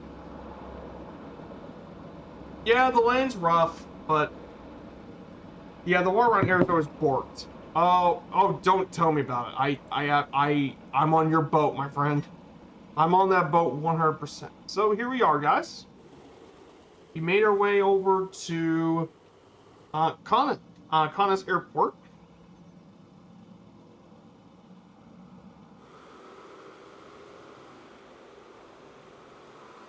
Yeah, flying boat. Yeah, there are cruise ships all over the port. But yeah. But yeah, I do like I like the six. Um, oh yeah, the 3-4 for Clipper. From Pilots actually they brought their Clipper into the sim. Personally to me, I think the Clipper is pretty decent. I think for the price and the detail, I think the Locatori is actually probably better, if anything. It's not only much cheaper, but there's so much depth into this plane. It's not even funny the amount of depth in this thing, especially for the price. I mean, the quality of it is just unbelievable.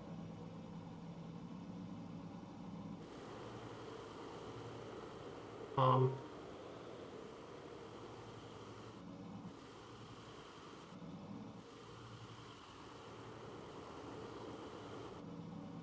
yeah. Though I do agree the Clipper's more powerful and better turning, but yeah, for the price and features, that Locator is just so good. Yeah, I would like to get my hands on the Bone Clipper myself. I probably want to. I'm still waiting for a couple more updates to fix whatever issues, but I'm definitely interested in getting the Bone Clippers.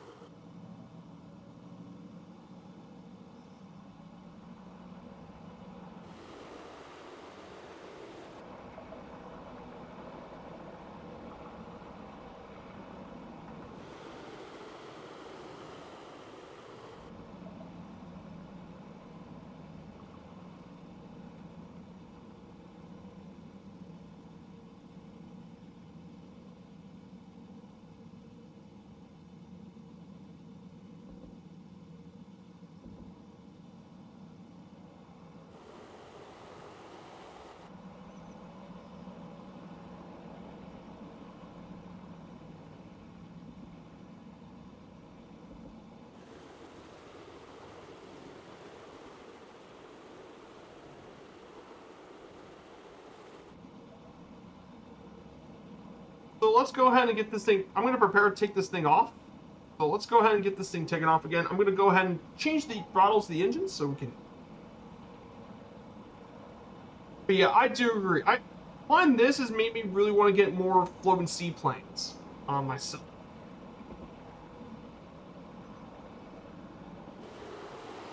Absolutely. The only thing that's needed, Def Pro, is to bring, the parking areas. That's what they need to bring for the seaplane stuff, is a way to park the planes so you could turn them on and off cold and dark. Because that would be the thing I would want to see.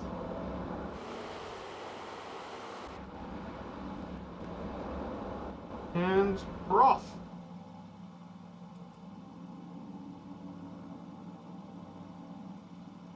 And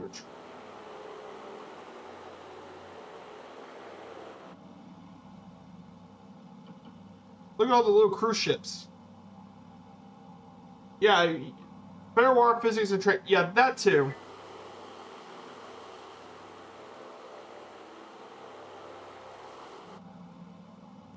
But yeah, I like some people don't realize how big these cruise ships can be. Like, um, for example, some of these ships.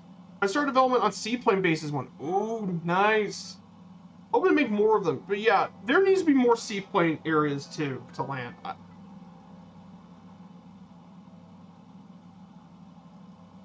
So here is the city of Kaunas.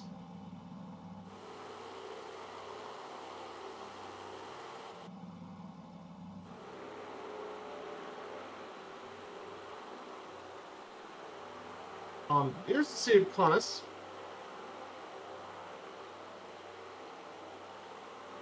Oh yeah, don't get me started on the water physics. Yes, the water physics need to be better too.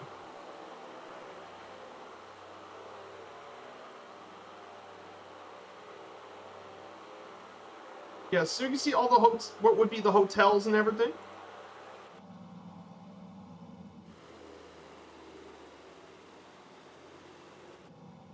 I'm gonna go ahead and turn this thing around.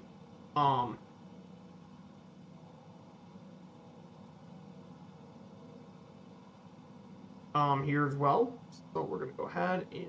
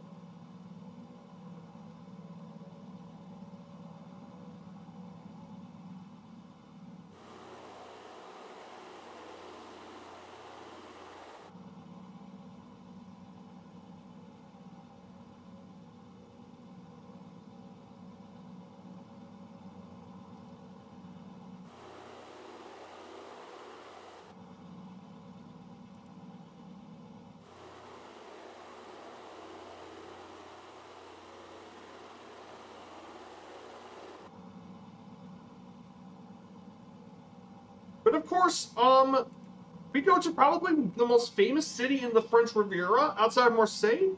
The other most famous city we're going to be visiting is the city of Nice.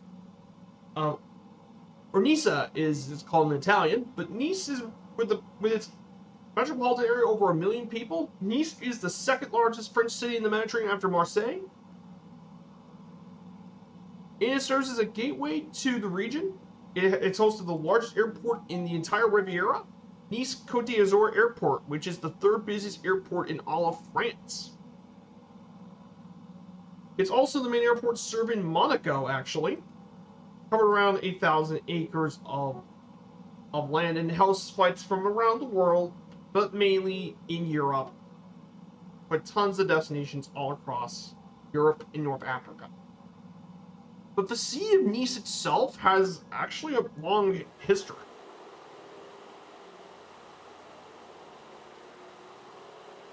Nice has been around since the days of the Greeks, when it was formed back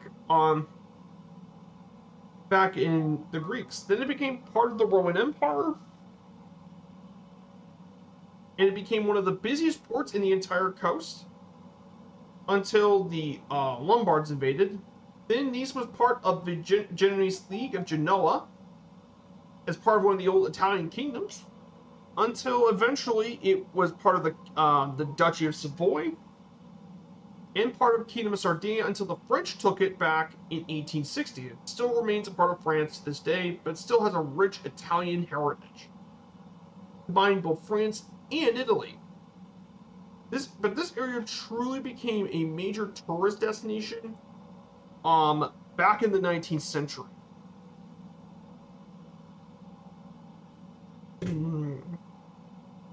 And a lot of people love visiting Nice due to its rich shopping history and many of its unique landmarks and its sites.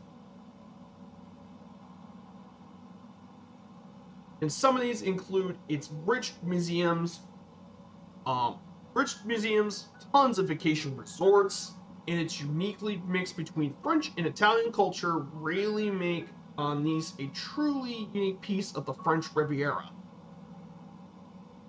Absolutely a lovely place. Here's Nice Airport, handcrafted from the France Rule Update. In fact, this airport nearly became one of our VA hubs, but the voters picked Zurich. Though I would think Nice would be an awesome location for a hub.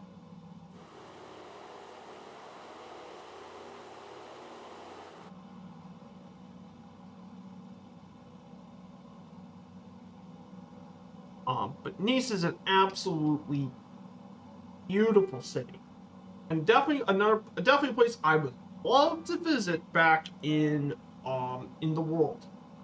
Like I said, the only reason I can't visit this part of Europe is because, well, have you not seen flight cost? For example, if I was doing a French Riviera cruise, I would have to fly to Barcelona. I don't think it'll take much of an expert to tell me how much flights from my home my home city, from my nearest commercial airport in Louisville, or Louisville, for some you call, to Barcelona, for example. I don't even want to know the airline cost. It's $700. Okay, it's $700 right now. That's just one person. If I'm going with my mom and dad, which they have to go on vacation with me, that's around $2,300. Um, which is which means very, very expensive.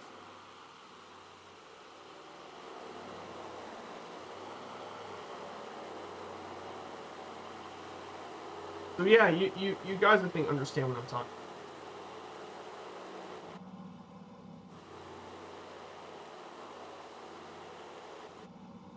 Here is the beautiful city of Nice.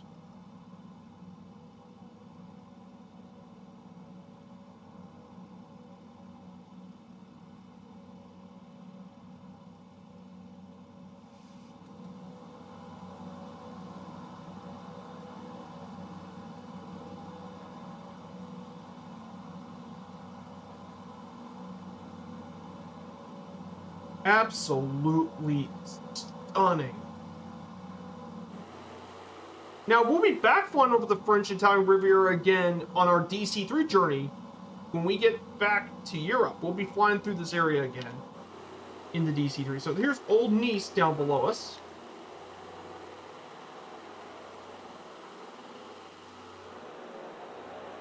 Absolutely beautiful. I mean, the approach to this airport is also stunning as well. Just absolutely incredible.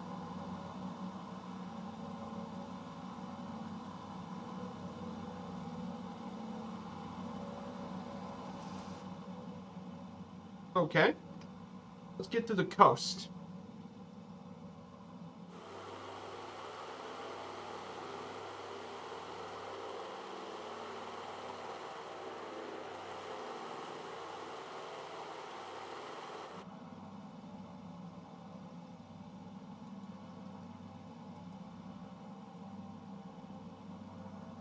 So let's go actually visit Monaco next. Believe it or not, it's actually its own microstate. It's a sovereign city-state in the French Riviera, home to 38,000 residents. But most of the residents are even from Monaco. They're actually foreign residents. But despite its small size, it's one of the most expensive and wealthiest places to live. All of this with an area of around less than a square mile or 2.202 square kilometers, making it the most densely populated sovereign state in the world. But um, but Monaco's most famous is its first casino, the Monte Carlo Casino. Along with its connection to Paris, made it a very popular tourist destination for the rich and wealthy. It's also a famous tax haven, because the principality has no personal income tax unless you're French. Unless you're a French citizen, then you have to pay tax. As a result, it's a massive hub for global money laundering. But outside of that, Monaco is also home to the Monaco Grand Prix, one of the original Grand Prix of Formula One, as well as its own Oceanic Museum and Environment Lab. But Monaco's history goes way back to 1297 AD, actually, and it's still independent. And it's most recently been independent since 1861. But Monaco, very, very rich and wealthy. And speaking of Monaco, here it is. Welcome to Monaco, everyone, for the rich, wealthy, and famous.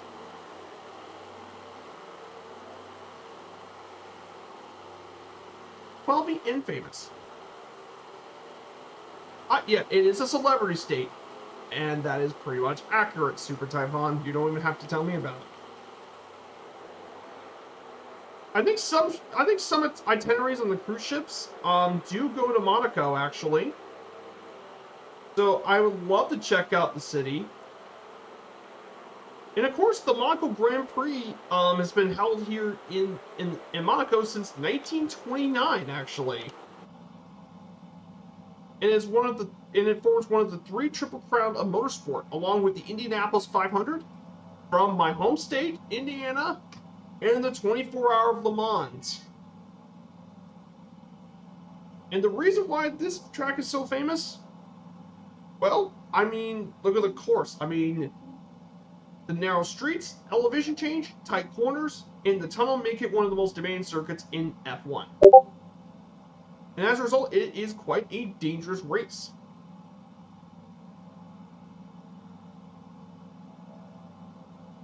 The driver who won the most in this Monaco Grand Prix history is actually the famous Brazilian Ayrton Senna. Ayrton Senna is the most famous winner. He won it 6 times, actually. Winning 6 straight years between 1989 to 1993. But this track definitely is a very famous event. And definitely well worth checking out at least once in your life to check out the Monaco Grand Prix. Oh yeah, the stretch of road where the employees takes place as well. Absolutely.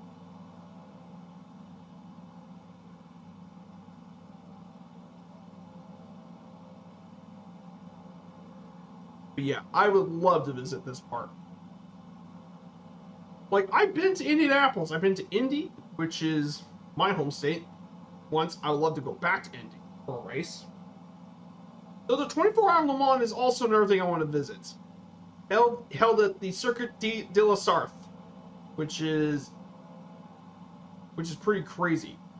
Oh yeah, and there are definitely some really interesting things that happened in Le Mans over the past couple of years.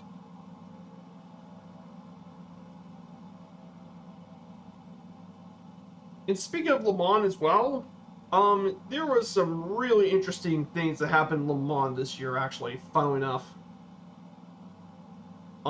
Including different kinds of tires and settings, lots of different Le Mans cars, but by far fun, the most interesting car that actually took place in this year's Le Mans wasn't your average LMPs or anything like that. No, the most interesting car that made an appearance in this year's Le Mans was a Chevrolet Camaro from Hendrick Motorsports. They brought in their next gen car for their Cup Series, and they actually brought it in to the 24-hour of Le Mans. I kid you not. It was known as Garage 56. It was a special entry, and this was actually the first time a NASCAR stock car would run in Le Mans since 1976.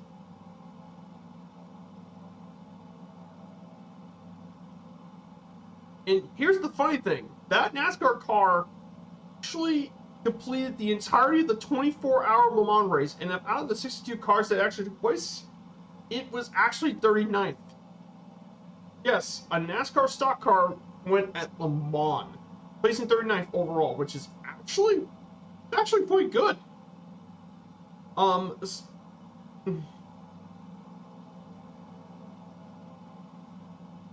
it was above many hypercars and LMPs that didn't even get a chance to race. The fact it actually beat out some of the cars that didn't even finish the race, I think, was pretty good. It was even faster. It even got ahead of a hypercar team. So I think, if anything, that's pretty impressive that a Chevrolet stock car actually made its way into Le Mans.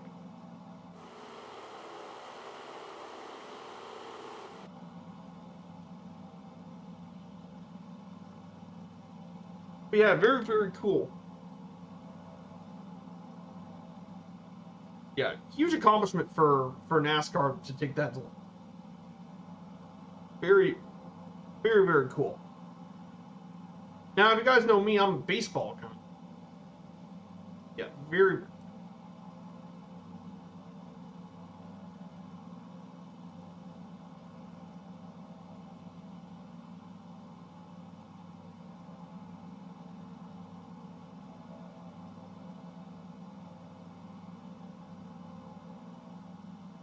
Oh, it's dinner time for me, says Dougal.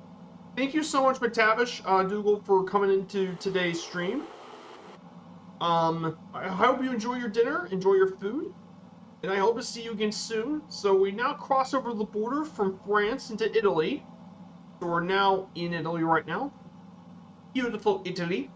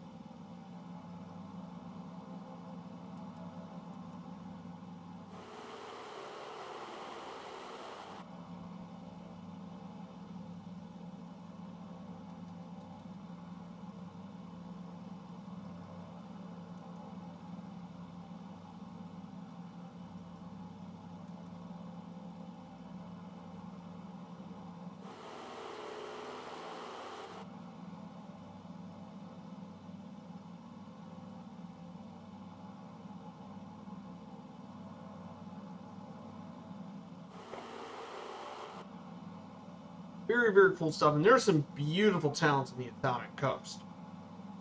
But the main place we're visiting is the city of Genoa. Actually, going to be our.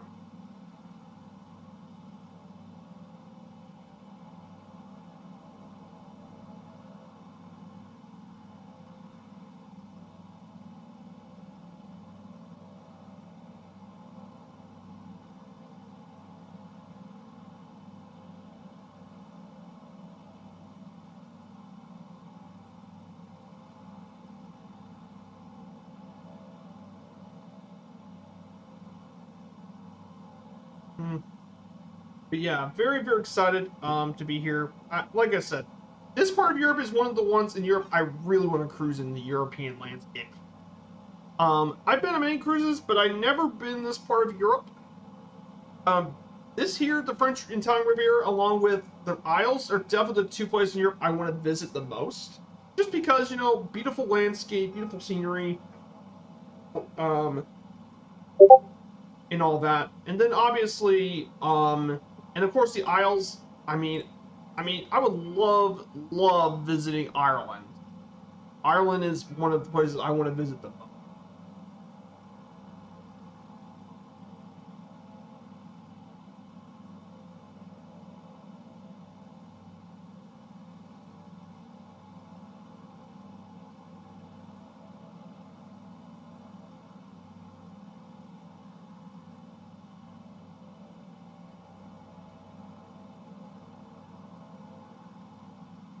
Hey, Ian Fisher, good to see you. Here's a shout out for you, my friend. So I'm taking the La, Las, Lasse Coer, Latte Coer 631 over the French and Italian Riviera today. We got to see some beautiful cities today. We got to see Marseille, Toulon, Cannes, Nice, and Monaco right now, and we're heading towards our final stop in Genoa.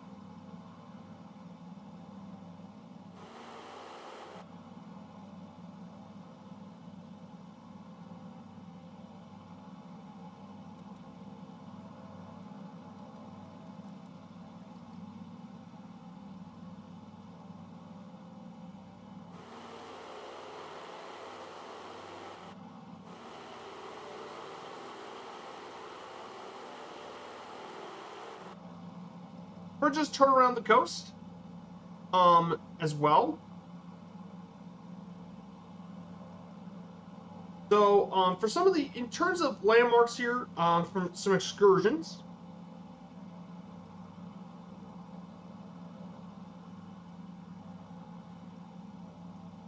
So, in terms of some excursions in the French Riviera,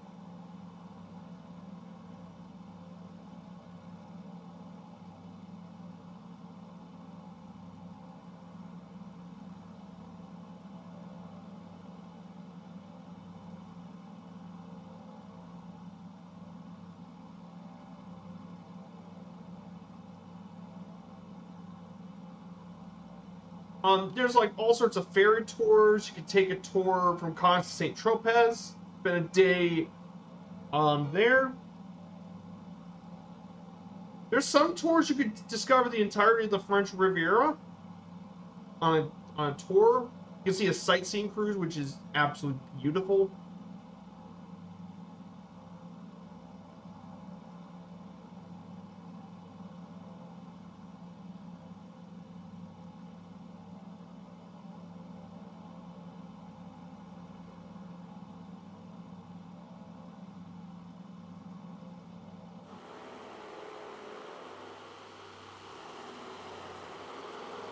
I mean, absolutely beautiful.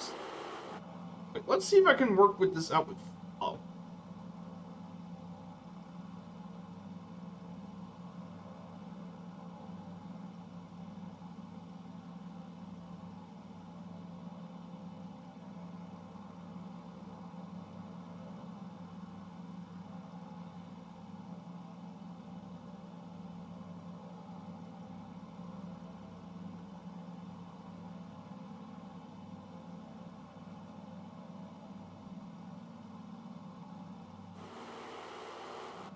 Let's see.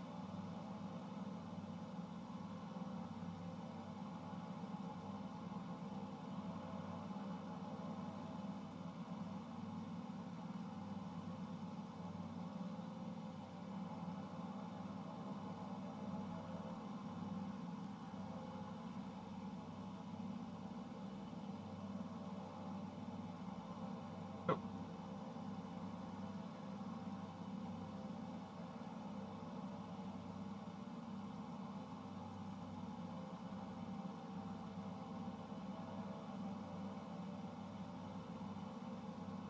No, my full thing is.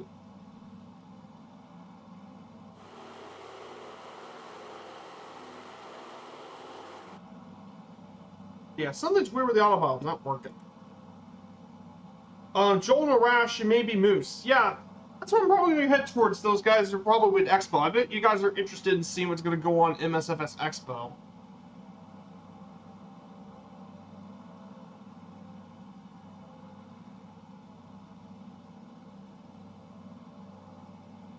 Yeah, all those guys are going to be in Expo, which I would love to visit.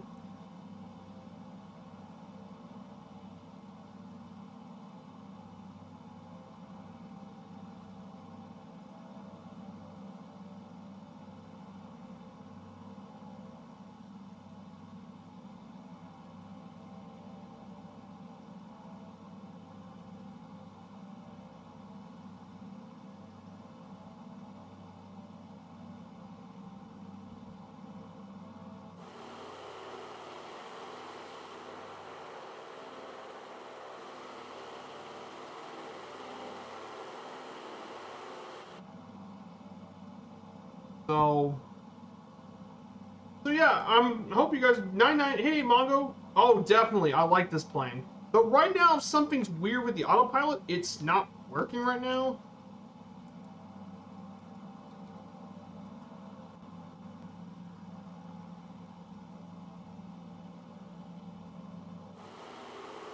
But it is very, very nice. It flies nicely.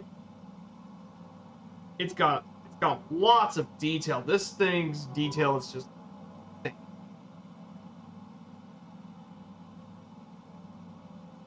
So we're about 54 nautical miles away from Genoa. Um,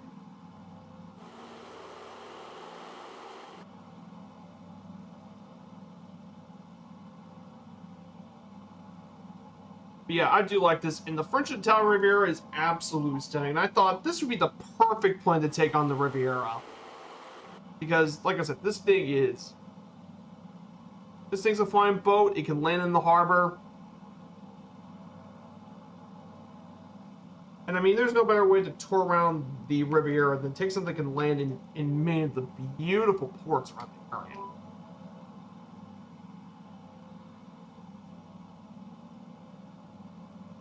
Um,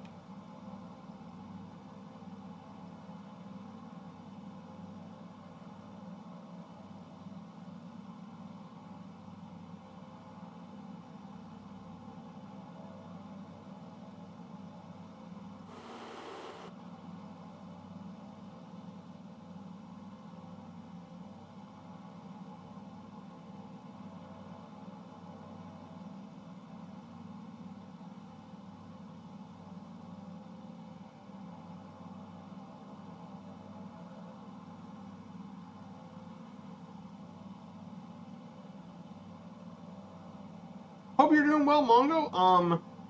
Yeah, I do like this plant a lot. It's really, really great for the value.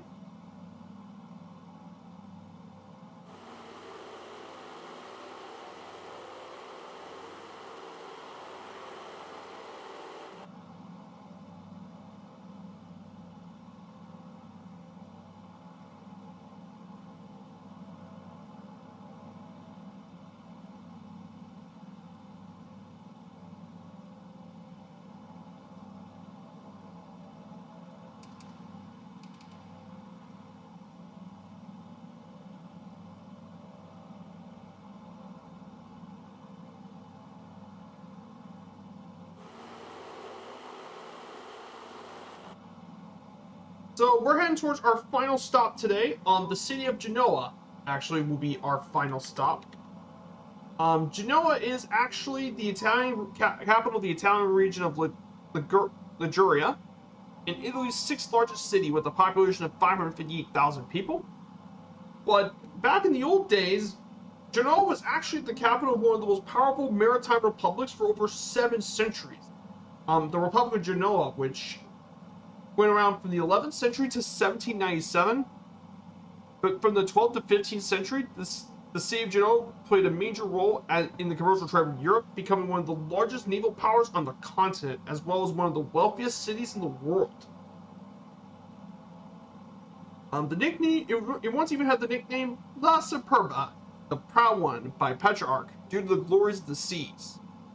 And it still hosted many massive shipyards and impressive landmarks, including the Bank of St. George, which was the oldest known state deposit bank in the world. Of course, Genoa is rich with its historical center, which is now a UNESCO World Heritage Site, as well as its historical state center, the University of Genoa, and its rich cultural history, art, music, and cuisine. And it's the birthplace of many famous Italians, including Guglielmo Imbriaco, Christopher Columbus, Andrea Doria, Niccolo Paganini, Giuseppe Mazzini, who was the one who helped spearheaded the unification of Italy, and Renzo Piano, along many other famous people.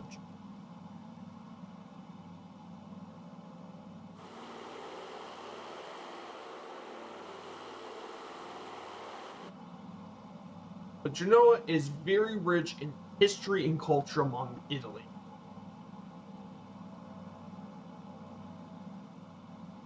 But Genoa's got so many really, really beautiful sites. Obviously, you have the Palazzi di Rodi, which is part of the UNESCO World Heritage Site Genova, and the world famous Strada Nova, and many others. There's also Doge's Palace, which was the ancient seat of the Genoese Republic, along with its Royal Palace of St. George and the Royal Palace of Genoa. There's also tons of churches, buildings, and palaces all over, as well as the old harbor as well. And you can't forget all about the fortresses too. Genoa's very, very rich.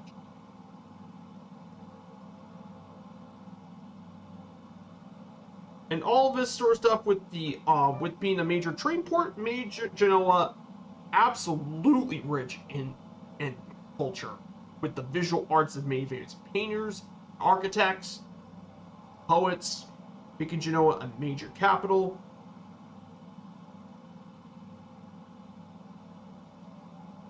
In fact, Genoa was also where Marco Polo did his famous book, The Travels of Marco Polo. Much of it got his start here from the president's travels, as well as rich music and cinema culture as well. But Genoa, absolutely beautiful. 613 and 44 are more like flying hotels. Oh yes, they are very much flying hotels. They have lots of range. They're large, lots of range, and they can land in water. They're basically giant flying floating hotels. That's what they are. If a cruise ship is like a sailing hotel, then the flying boat is like a flying hotel. That's sense, because like a fine hotel, there are beds underneath of all of it.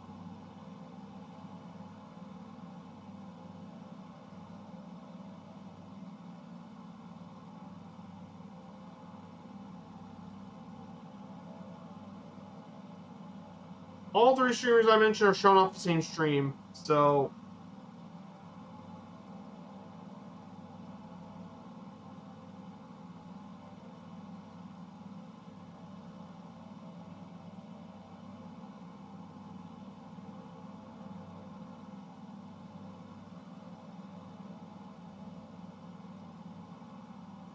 yeah, very, very, oh yeah, I'm jealous that Murph and the Fireflies are right now in Houston, and I'm just staying here in Indiana.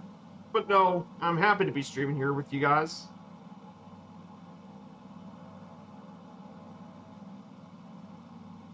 So this here is the little town of Savona, across the beautiful town. I mean, I also could have done this flight in the ATR, doing some flights. Genoa to Nice to Marseille.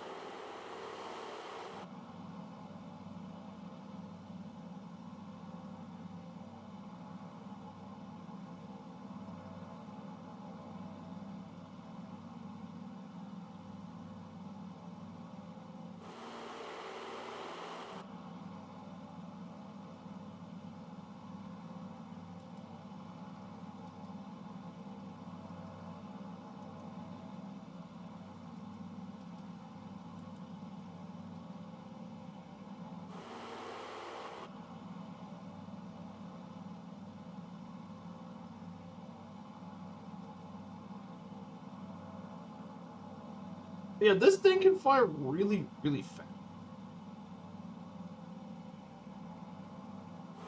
But yeah, beautiful sunset.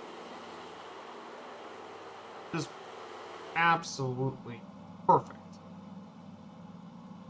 What a great way to kick off the weekend, everyone. Other notification?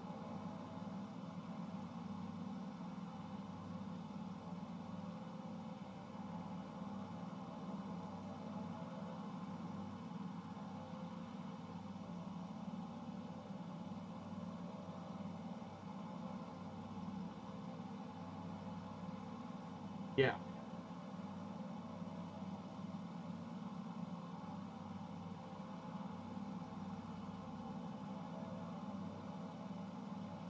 But yeah, very, very, very cool. But yeah, massive thank you for everyone here for being here today, for joining me on this Friday stream. I know with all the stuff going on, being FS Expo being the big attraction, it's still really great to have you guys join me on the stream in this flight. Just something nice, fun, and relaxing for a beautiful stream. So here it is. We see Genoa, and we're gonna actually land at in the harbor next to the airport. We're gonna land in the Mariana, and we'll just taxi to the Mariana right next to the airport, and we can just call the stream. But I can't imagine a more perfect way to end this flight. We're outside the beautiful city of Genoa. But before that, though, we're gonna probably check out the city and see. I don't think this thing has photogrammetry, unfortunately, which is a shame because if you guys know about Genoa, it is very very culturally rich city.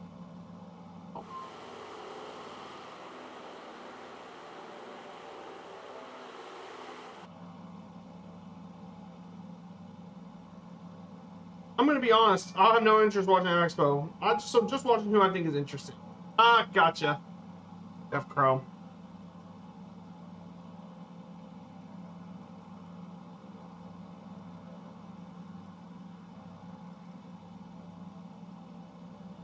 Oh, I just got an email. So okay. They got the double ender thing ready, so I'm ready to download it. So after stream, I'm gonna be downloading the double ender.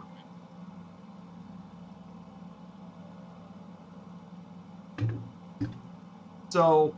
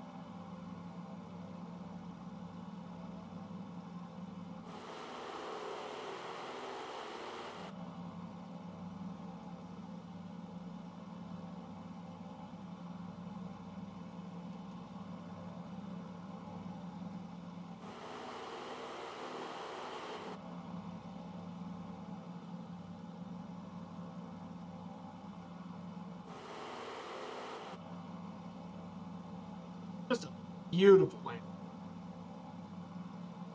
So yeah.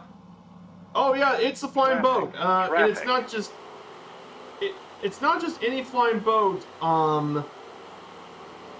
Kinsife. It is one of the largest flying boats in existence. The Latte Corsair 631, one of the largest flying boats in existence. It's as massive as everyone says it is. It is an enormous plane. But we're actually just over Genoa. We're close to landing. But I decided, why not take a quick look at the city of Genoa and then make our final landing, and we can wrap up the stream today, and we'll be sending you guys out on the raid. Um,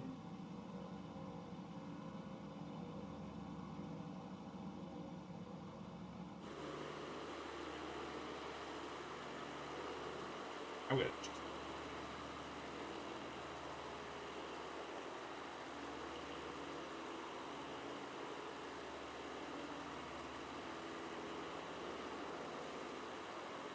Here's Genoa Airport.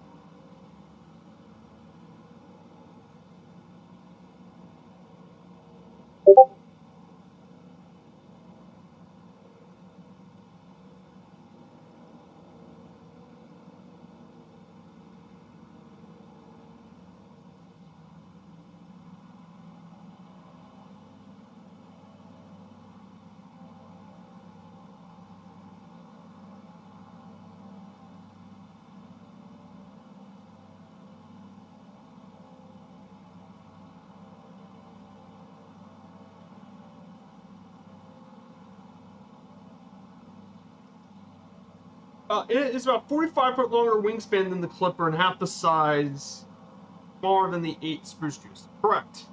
It's not a flying boat, it's an anti-gravity vessel. Yeah, it's huge. It's a massive boat. But no, but seriously though, the guys at Blue Mesh did an amazing job with this. They really hit it out of the park um with this plane in the simulator. I think this is among my favorite. This definitely might be my favorite flying boat in the sim. That and the Spruce Goose are very nice to fly. I like the Spruce Goose because it's a little easier to fly, but this thing has so much work and detail put in this.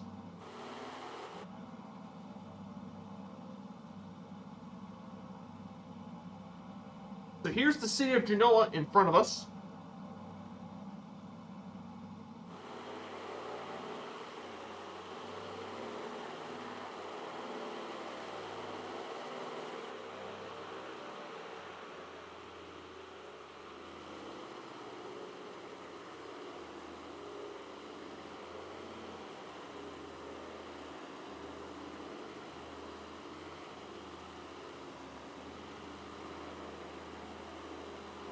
Oh, that's a screenshot right there.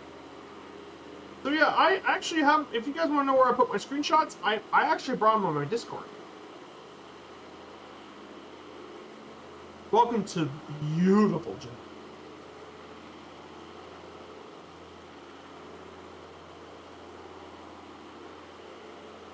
But yeah, this is absolutely their breakout lens.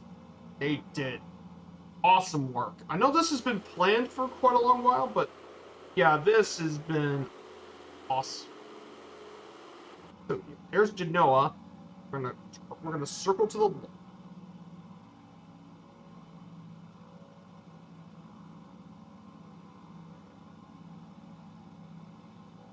We're gonna go ahead and circle and make our way to the harbor. But my goodness gracious.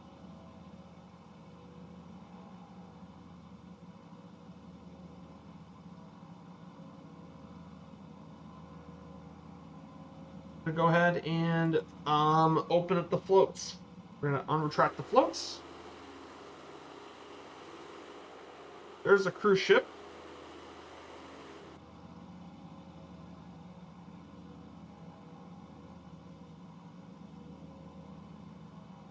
Turn around.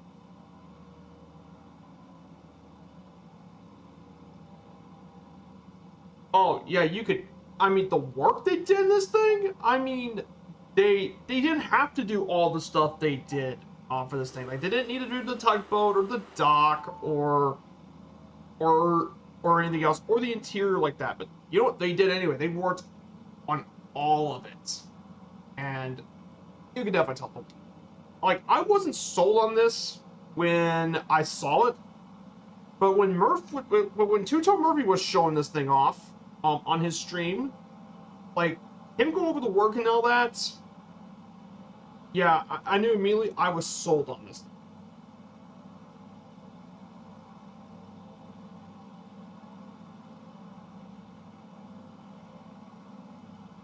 So there's where we're gonna be landing today. We're gonna cross into the harbor and dock in the Mariana near the airport.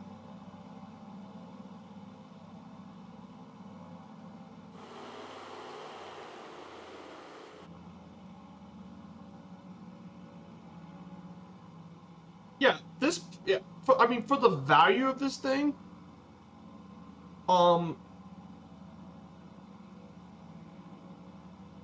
yeah, uh, yeah, the way this thing flies and all that, like, 15, I mean, is absolute steal. But I mean, at $10, I paid for $10 for this. Like $10, I mean, it's like Microsoft and the Microsoft have really stepped up on their local legends the last couple of times. I mean, the Caribou was great. That was a fantastic local legend. Even though the An 2 wasn't a local legend, the Antonov An 2 was absolutely fantastic. And now this local legend too. They really did step up. 10. Um, it's because I have Premium Deluxe. So people who have Premium Deluxe get a discount. So I got it for $10 from that. So if you have Premium Deluxe version or Deluxe or Premium Deluxe, you get a discount on the price. So yeah, I got it for 10, which is it, like I said, it's insane.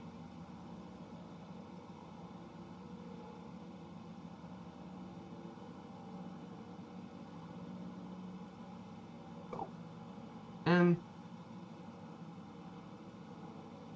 holy crap.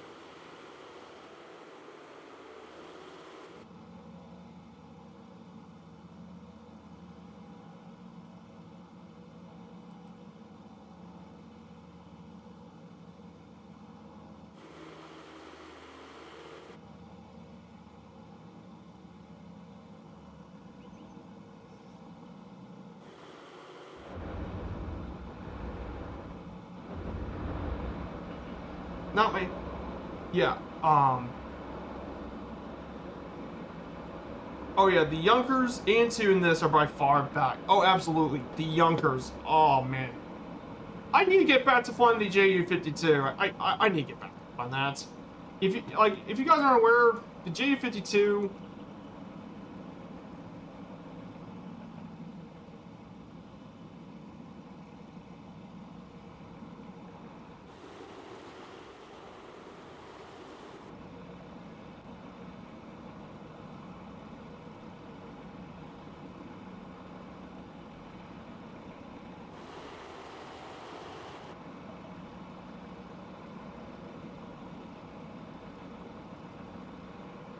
Yeah, the AN-2's awesome.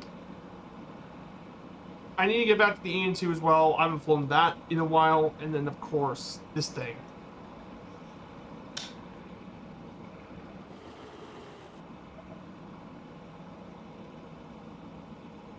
I guess we could dock this here. Let's go ahead and dock this. Anchor. Go ahead. On the dock. And I'm gonna go ahead and turn off the we're gonna turn off the mixture, and we'll be finished with the flight. So let's go ahead and get this thing off.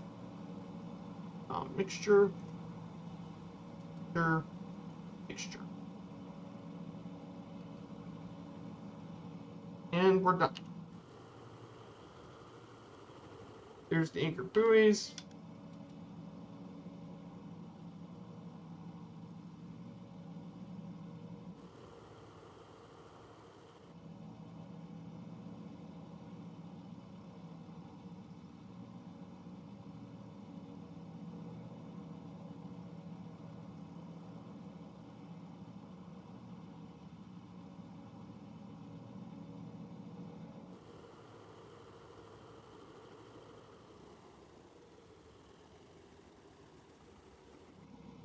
Okay.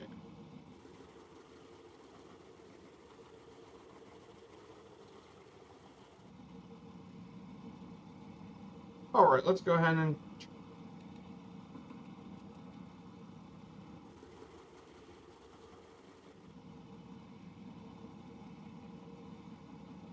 Yeah, I'm just gonna go ahead and turn off the rest of this. So.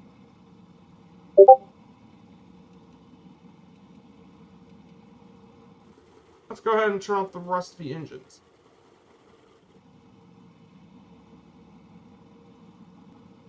This thing. So, sorry about that. I had to turn. So here it is, guys.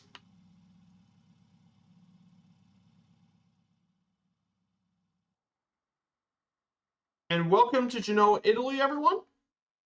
Thank you guys so much for today's stream. Here in Italy. So a massive thank you for everyone here on joining me on this Friday stream. This has been an amazing flight. Just absolutely beautiful today.